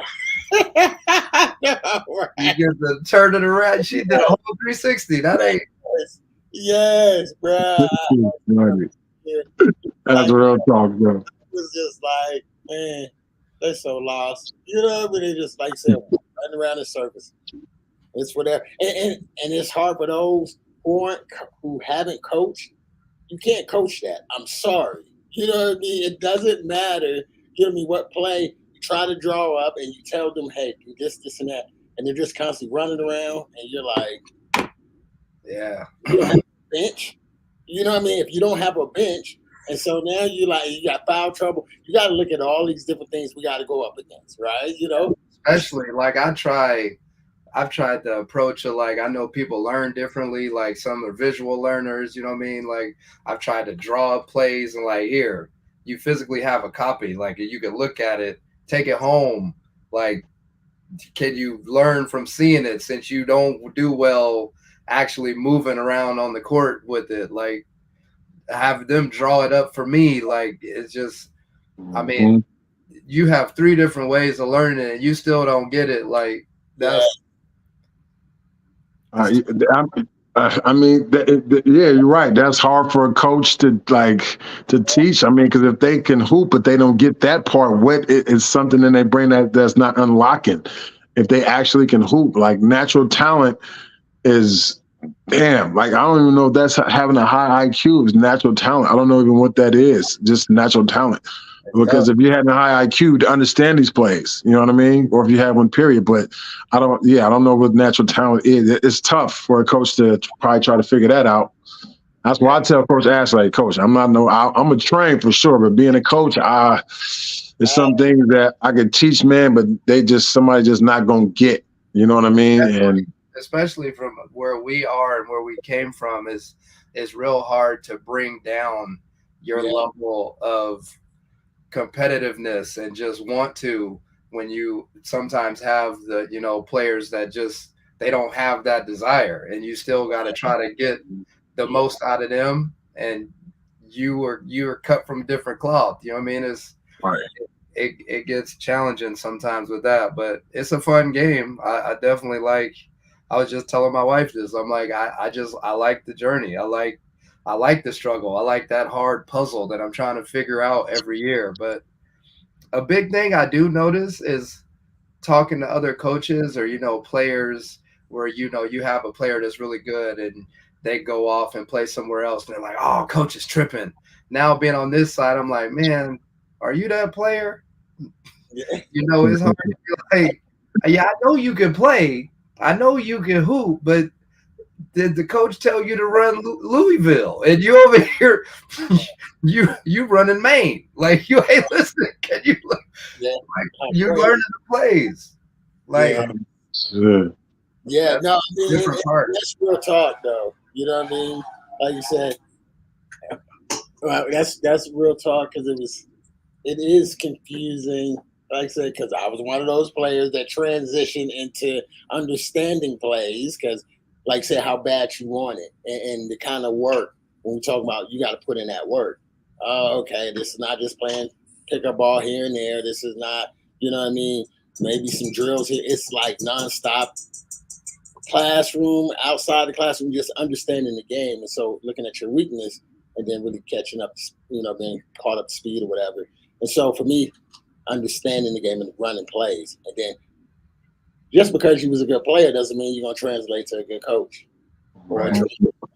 You know what I mean? That's something also that I've learned. So, okay, just because I learned this way or, doesn't mean that I can go and teach a kid how, show them the moves. And then, because that's different, being a trainer and being a coach are two different. Yeah. Oh, yeah. Two different muscles for sure. Yeah. Yeah. Really, two different muscles. Yeah. It's just at the end of the day is how bad you want it and your patience that you have, the type of patience that you have, because you're always going to have adverse situations and whatever you do is just the type of patience that you're going to have. And then thinking back on your past experiences and being able to bring those to the forefront when you're dealing with that next player and kind of understanding what type of player you have in front of you, like how you can get the best out of them, and remembering past experiences that are similar and kind of morphing those ideas together to help the player that's in front of you. Like it's just a game that you play. Yeah. Right. Yeah. I just had a comment, Darrell. I agree. That does. You said it's a plus if you can coach and train as well, that's honestly, it set us apart. That's how I sit there and I look at other coaches and things like that and say, well, what sets me apart is I do all of them. You know what I mean? I can train you, I can coach you, I can, you know what I mean? In a sense, we're scouting just because on the business end. So it's like, depends on what, like say what level, a college level. Well, I can go and scout. I know in high school we can't go out and scout and recruit. You got to work and develop what you have. You know what I mean? So, but to be able to do both, it really puts you in a different realm than everybody else, and that's something that I learned and continue to grow and even going from high school to middle school to adults. You know what I mean? That's a whole nother world, and that's coaching. And for myself, semi-pro and even pros. I mean, I coached over to Jamal Crawford against IT and all them, my guys, he used to play for me at one time. So I've coached a lot of high-level professional athletes, which, like you said, that's not an easy thing because they all, they all play, they all know the game, and they gotta have some kind of level of respect, you know what I mean, as well to even listen to you, and so, like I said, yeah, there are so many different levels going overseas. We played the CBA, we played Super League Russia. Those are pros of the NBA, you know what I mean, in these other countries. So they're able to play against them and to beat them. And so it's like players to listen and say, okay, yeah, let me follow your lead. Those are different levels to the game. And so I think that's one of the things. Yeah, you. I don't know about that, having that in my bag, boy. That's Bro, I couldn't imagine. man, you already know, dude. You know, because you came over and you was looking at some of the stuff. I'm like, Yeah. man. We was in the locker room together witnessing. I don't know if I could coach that. I know. Nah. Yeah. No, it was some. I'm telling you, Bob, man. I told you he came on when I first got started early, and my first 3 years was rough. I mean, my first year was ranked number 20 in the ABA, and I lost half of that crew. That was ex-Tacoma, D1 guys and stuff. All my people out there lost them.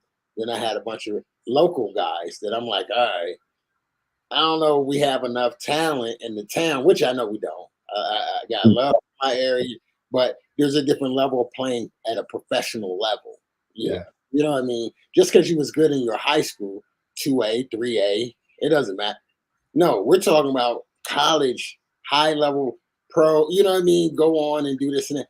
It's just different levels. And so DT, hey D, I need some help. All right, you know what I mean? I'm gonna come through. That's my boy, right? I mean, it's not like a short trip. You got to catch a boat and everything else to get where I'm at. He came over, coach. You know what I mean? Like, yo, I don't know. Hey, I came over. He gave me a uniform. I was like, man, let's run it. We jumped out there. I was like, man, yeah. Post was out there with the patty cakes. Trying to drive and dish one off. He had the. I was like, oh. Yeah, I remember. Yeah, big fella. Hey, I said. I mean, he looked great. He looked like he had the look. Ash was like, I remember that game. Ash was like, hey D, you gotta like give it to him a little. I'm like, man, bro, I'm 5'9". I'm driving to the guy. Like, I gotta get him the ball the way I can get it to him. Like, he gotta catch the ball. Like, I'm drawing the defense, man. I'm dumping it off to him. All you gotta do is catch it and go up. And he was, man, making pancakes, bro. I was like, right. So, and that's what I'm saying. So that's one of, like, for me, it's been a humbling ride because, like I said, I had DT. These are my, like I said, teammates. We played at a high level. Then you switch over, and he's watching me now owning the team, and, and we were just playing together. You know what I mean? Now I'm like, all right, let me figure this thing out. And you looking at these players, well, you know what I mean? These guys couldn't even beat us. It's one of those like, nah, this is all bad. But this is my boy. You know what I mean? And I had a lot of them that came through, showed me, and they helped me build the brand to where it is now, where folks who really know, we ran the scene for years. I finally got it right, but it was rough at the beginning. He's one of my boys that helped me. You're doing it. That's like I said. It's about. I told you. I said it's about that patience. Yeah. Patience. Yeah, and that's true. 12 years into it, and now you sit back and be like, oh wow, now here we are laughing and joking about stuff. Back then it wasn't funny. You know what I mean? When you're going through putting the money out, trying to figure it out, I'm like, oh man. But it's paid off, and even now to see all of us, we're all coaches now at the high school level.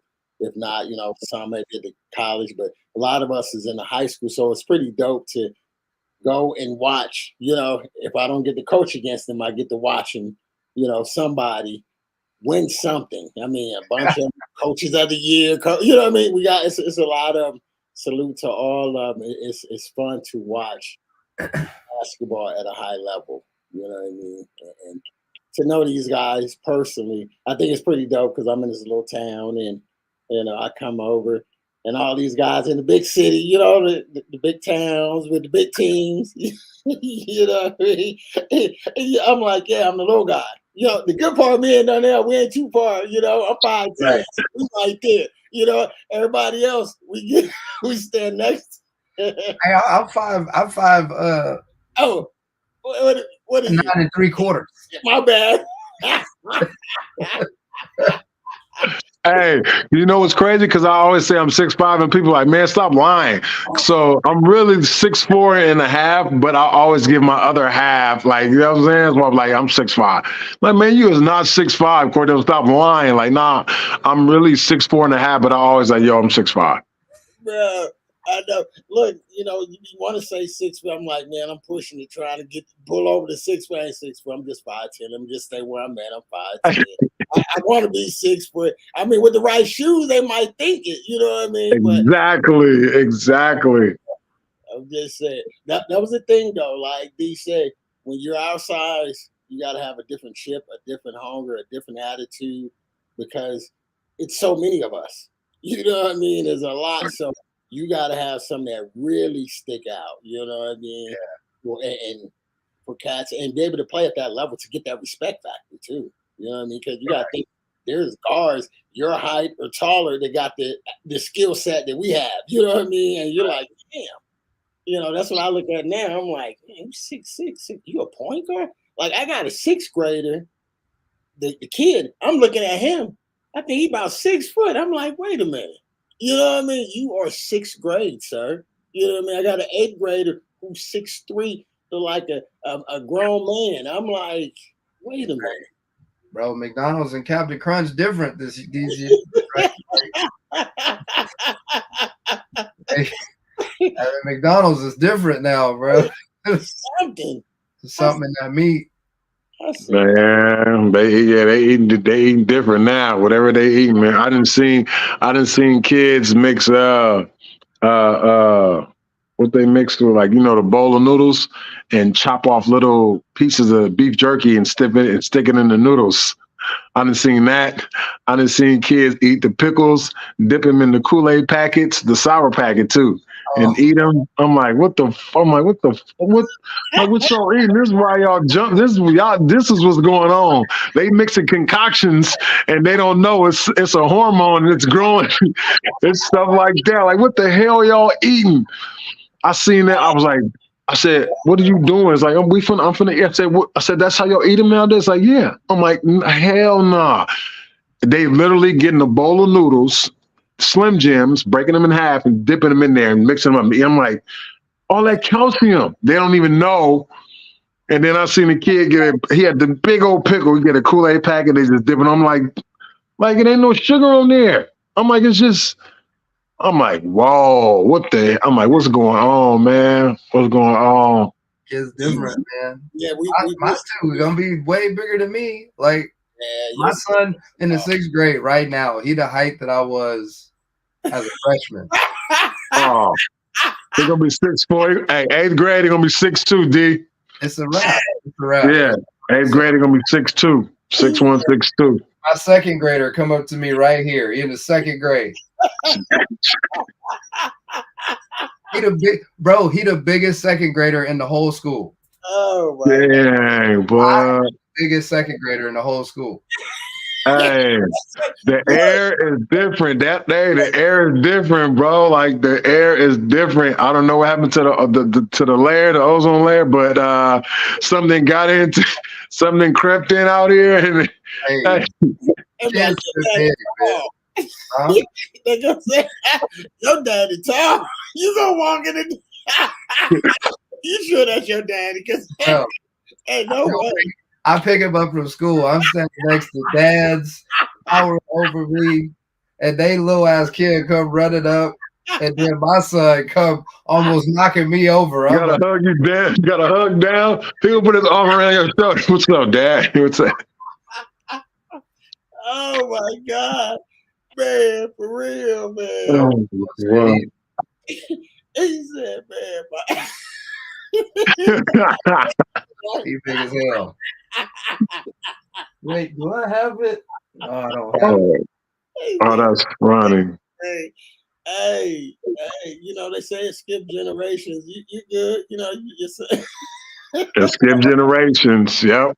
It skipped generations, man. Yeah. Jump Not right over. it always hit the second one. Sometimes it just hit this, not the first one, but it hit the second one. A lot of the time. Brady is big, almost his height. You know what I mean? That is funny. He said. I mean, my pop was like 6'1", 6'2". How tall is your mom? Like 5'6", 5'5". Wow. Okay. You ain't gotta look at me like that. I don't know pity party now. You know what I'm saying? I know it. Oh man, because I was Oh shit. because I was trying to put the numbers. I was like, "Bro, that's not 6." Yeah, it was supposed to happen. Actually, you know what? That's a quick story. I did. Not a lot of people know that. Like San Mateo, my sophomore year, I got diagnosed with scoliosis real bad. I got scoliosis like that in my back. And I didn't even play my sophomore year, see though, because I was like, I got diagnosed with that. They was talking about that I had to get like a surgery and get like a 9-inch rod put on my spine, and I wasn't gonna be able to hoop no more if I had it. I was like, I'm not. Nope. It's like that's out the picture. So I ended up getting I got fitted for like this body brace. It shit went from like here all the way down to my waist, bro. I had to wear it for a whole year. Yeah. Stay up there. You say put it down, but it was like plastic body brace, bro. It had Velcro straps. I had to wear it under my clothes my whole sophomore year. Bro, I had to play that shit off so cold. Like girls would be talking like, "Hey," and like poke me. They'd be like, "Damn!" Like, yeah, I'd be doing sit-ups all the time, girl. Like, oh gosh, bro, yeah. I went ineligible my sophomore year. I was like, I thought it was over. I had to wear that damn brace, bro. I was depressed. I didn't hoop really that much. But yeah, I say that to say like I was supposed to be like 3 inches taller with my spine. Like, cause my spine is so curved. So it stunted your growth. Yeah. Well, if my spine was straight, I would be.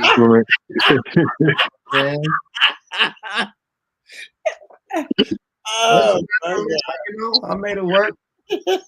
Oh shit. Oh, that's funny. I get that when I started talking about my kids, and then I remember that, like, damn, that's why. Wow, yeah.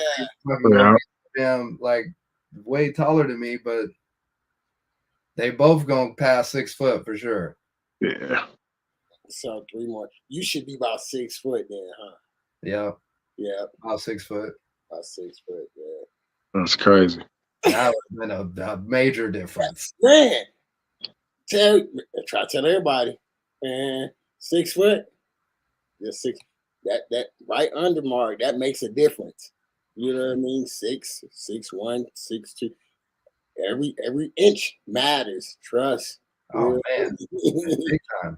Because a lot of them layups that I was doing with that, I'd have been turning that over. Right. Right. That gets your stock up a little bit. Mm-hmm. I made it work. It's all right. It's like you said, it skipped the generation, so they got it now. Hopefully they got it. Oh yeah. Oh man, this was a good one. All right, let me get up out of here because I'm holding up the wifey from making whatever she's doing. Banana pudding. The beef stew, that was good. Banana pudding. I gotta have okay. Gotta have because we out of here. Darnell, me and Ball gotta go to Japan. We gotta go to Japan next week. So next week? Yeah. Hey, y'all need nobody like drag the balls around? Like man, I could film. Oh shit. You do need a film person. Yeah, no, it's about to be a long day. Well, that is what's up. You got an overnight flight. That's the only good part. But it's gonna be a long day. I'm the last one getting in. It's 7 o'clock, I think. So, yeah, it's gonna be a long one. It's gonna be a long flying all day. Yeah, you all night. You got. Yeah, I'm all night. Yeah, I'm all night. Yeah, yep. That's the only good part. At least you can sleep and then wake up and be like, all right. Yeah. Maybe only 6 out of these 15 hours are over. He got 15 hours flight. That's what's up, man. Proud of y'all. I'm prepared though. I'm prepared for this one. You ready for this one, Bob? I'm prepared. Right. Yeah, I stopped working out. I said, you know what, I got to start doing something because I started to get a little nervous. Like, let me just stop. That last time, and I told you I cramped, that was it. Like, I ain't even before that. Like, I haven't worked out maybe in about 2.5 weeks. So I was like, let me do something because I just didn't want to take that chance. I was like, I'm doing Japan. I said, I'm saving everything for Japan. I don't care. I'll wake up. I know myself. I said, I'll wake up. It's going to take me 5 minutes. I'll wake up. But I was like, nah, let me just do something to wake my leg, my hip. Let me just do something. But I kind of just like, that's how I'm ready. Like, how excited I am about it. Like, I ain't really even thought about the little stuff, the logistics. Like, yo, I need some money to bring.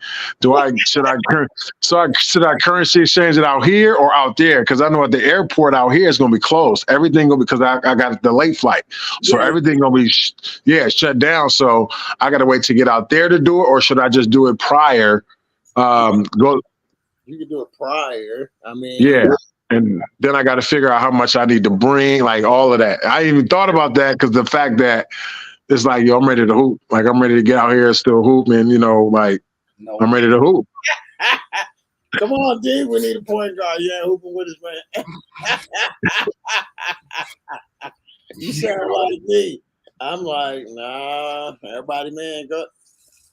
I'm giving it to be honest, man, I'm good, but it was probably a span of maybe a year and a half. I had about 7 homies who just blew their Achilles. Like, I went to make a little cut.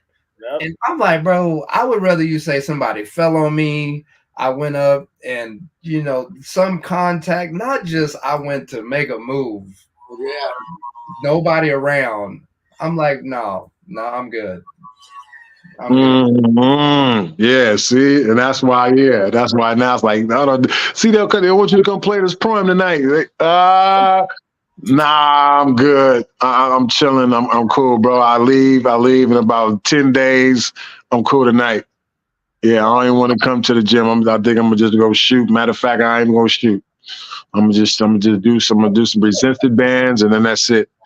I ain't doing nothing. Resistance bands, that's it. I wait till I get up to Japan to shoot. His game aged well. He always had that like Paul Pierce game anyway, where he like. Hey, it's crazy. Either with that or someone was like Karan Butler. I was like, Karan Butler? Hell nah. Yeah, he always had that Paul Pierce. Like, I would watch him and be like, how the hell is he going by people going that slow? Like, he's not even going fast. He just was still just go cruise by people. I'm like,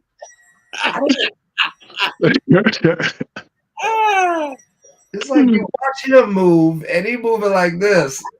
He don't even grimace on his face. He just like it ain't even like he trying hard. But I used to watch that. But I told you I watch people. And this man me off. Even when he dunked, you'd be like, is he going his jump is hella slow. He just like a helium balloon. He just would keep going up.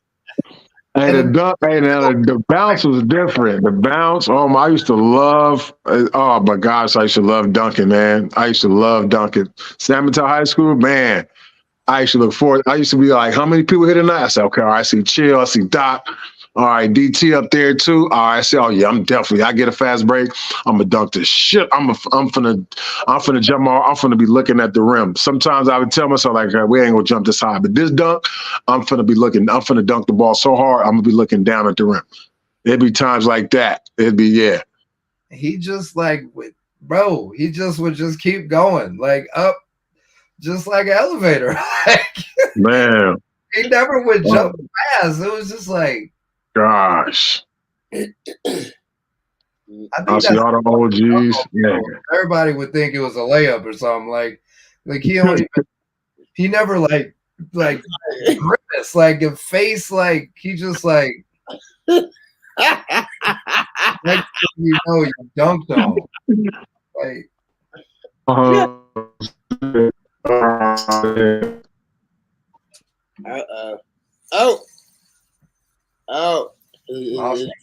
I think his droid went out. I gotta get. You be throwing a little sneaky little shots. So no.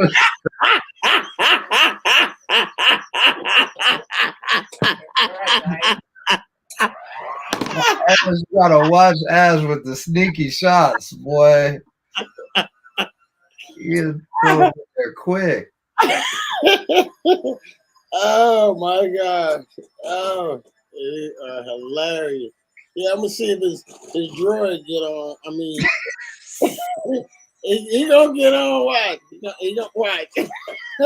When he get on, he gonna say he gonna have something to say about it because I always give him a hard time.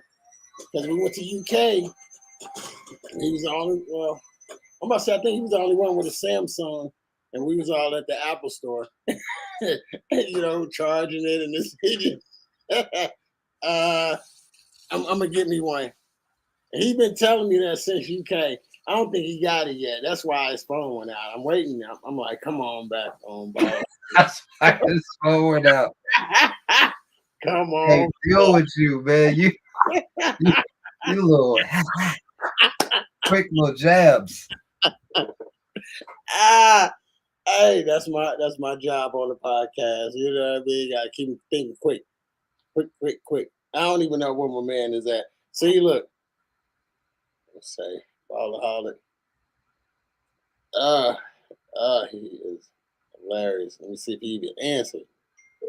Oh, was that your phone? How's it my phone? Hey, how's it my phone? It's your phone. I'm about to say, that's what I said, but he just went on.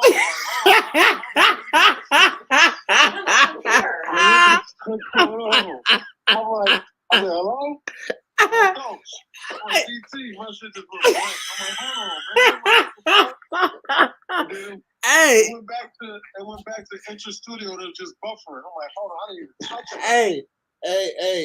Yeah, log in real quick before we get off. You know I gotta mess with you. All right.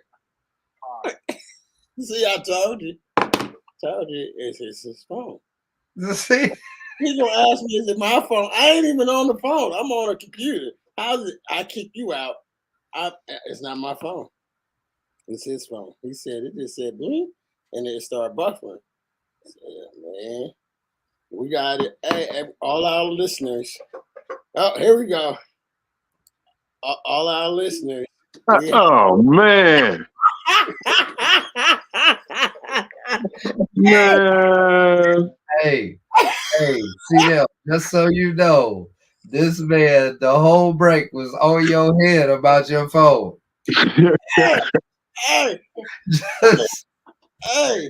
Hey, I'm a snitch. He was on you. Hey, did you get the iPhone yet? Is it No, I ain't got it. Hey, man, I'm just saying. I told you. And he know how I am. Samsung, UK. He told me since we in UK, we about to be in Japan. And he still ain't got no iPhone. He told me. Oh, damn, man. Oh. That's why I would cut, like, I ain't, look. Oh, look at that. That's nice. I don't got iPhone. I got, you know what I'm saying? Nice, though. What you got? What? That's a phone cover. That's the phone case. Oh, what kind of phone? You got a Samsung? I got the hey. You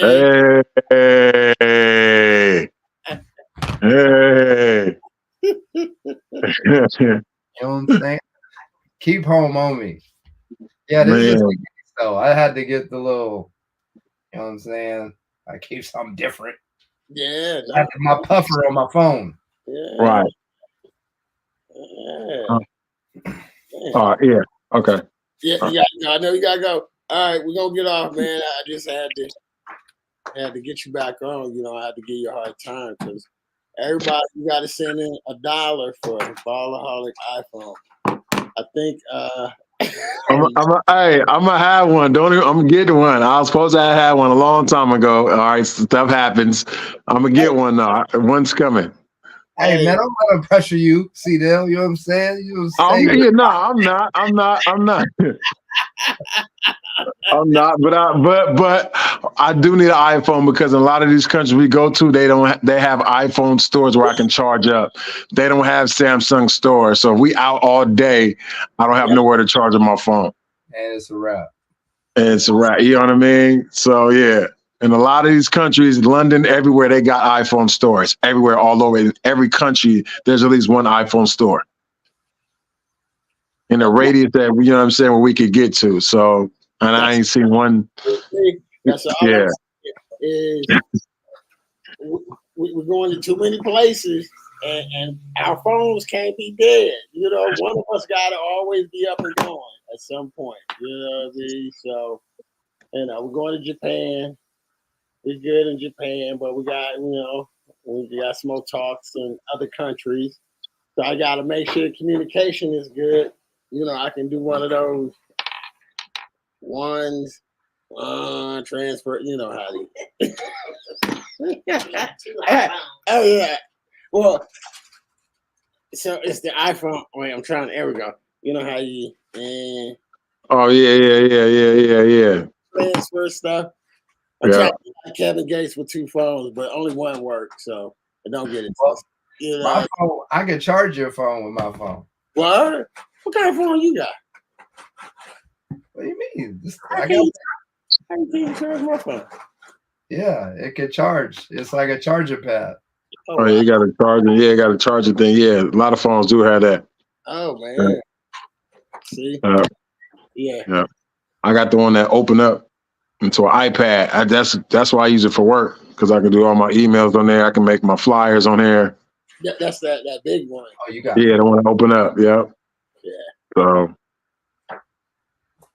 I still need an iPhone though. Yeah, no, I'm still gonna I'm still gonna get me a little. Yeah, just a little one that work overseas, a little small one. I mean, you gotta have a business and a personal. Right. Yep. No, I'm not big time like y'all. I just need one phone. I mean, I'm trying to get there. I'm trying to get on C-Dale level. Yeah. So that's why I say I got 2 phones, only one work, but I'm almost there. You know? Y'all with the 2 phone level. I'm gonna give me. I don't got enough. I'm gonna give me another one though, because I need one though. No lie, like I need an iPhone. It has to be an iPhone. That's why just because. Here, but my name still down the bottom. Y'all got some extra. I know now. Hey, we gotta give you a Streetball. Hey, okay, we gotta upgrade you, DT. Come on. We gotta upgrade. Yeah. DT. We're gonna upgrade. That would be a good one. DT. Man. You know it's time for me to eat. What time is it? You're damn 11. More live than mine. Everybody. Everybody sleep, huh? Everybody knocked out over here, boy. I can do whatever hell I want to do.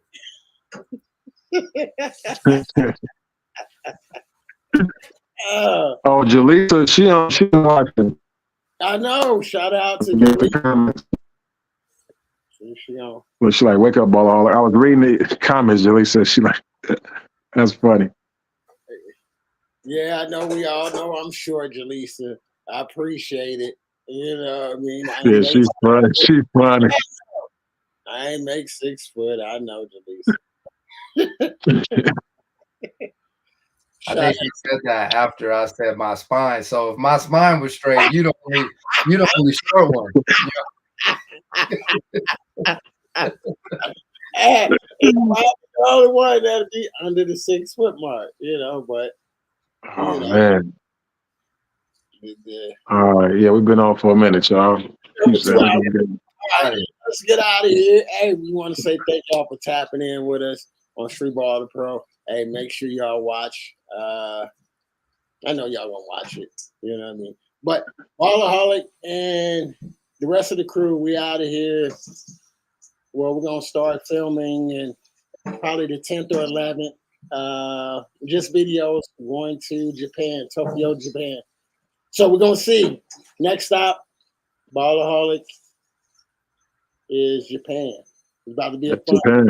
It's about to be fun. So Man, this one gonna be a good one, baby. we'll see if we're gonna have somebody tomorrow night. We might just have, since this is a 2-hour show, we can cut this into 2 days.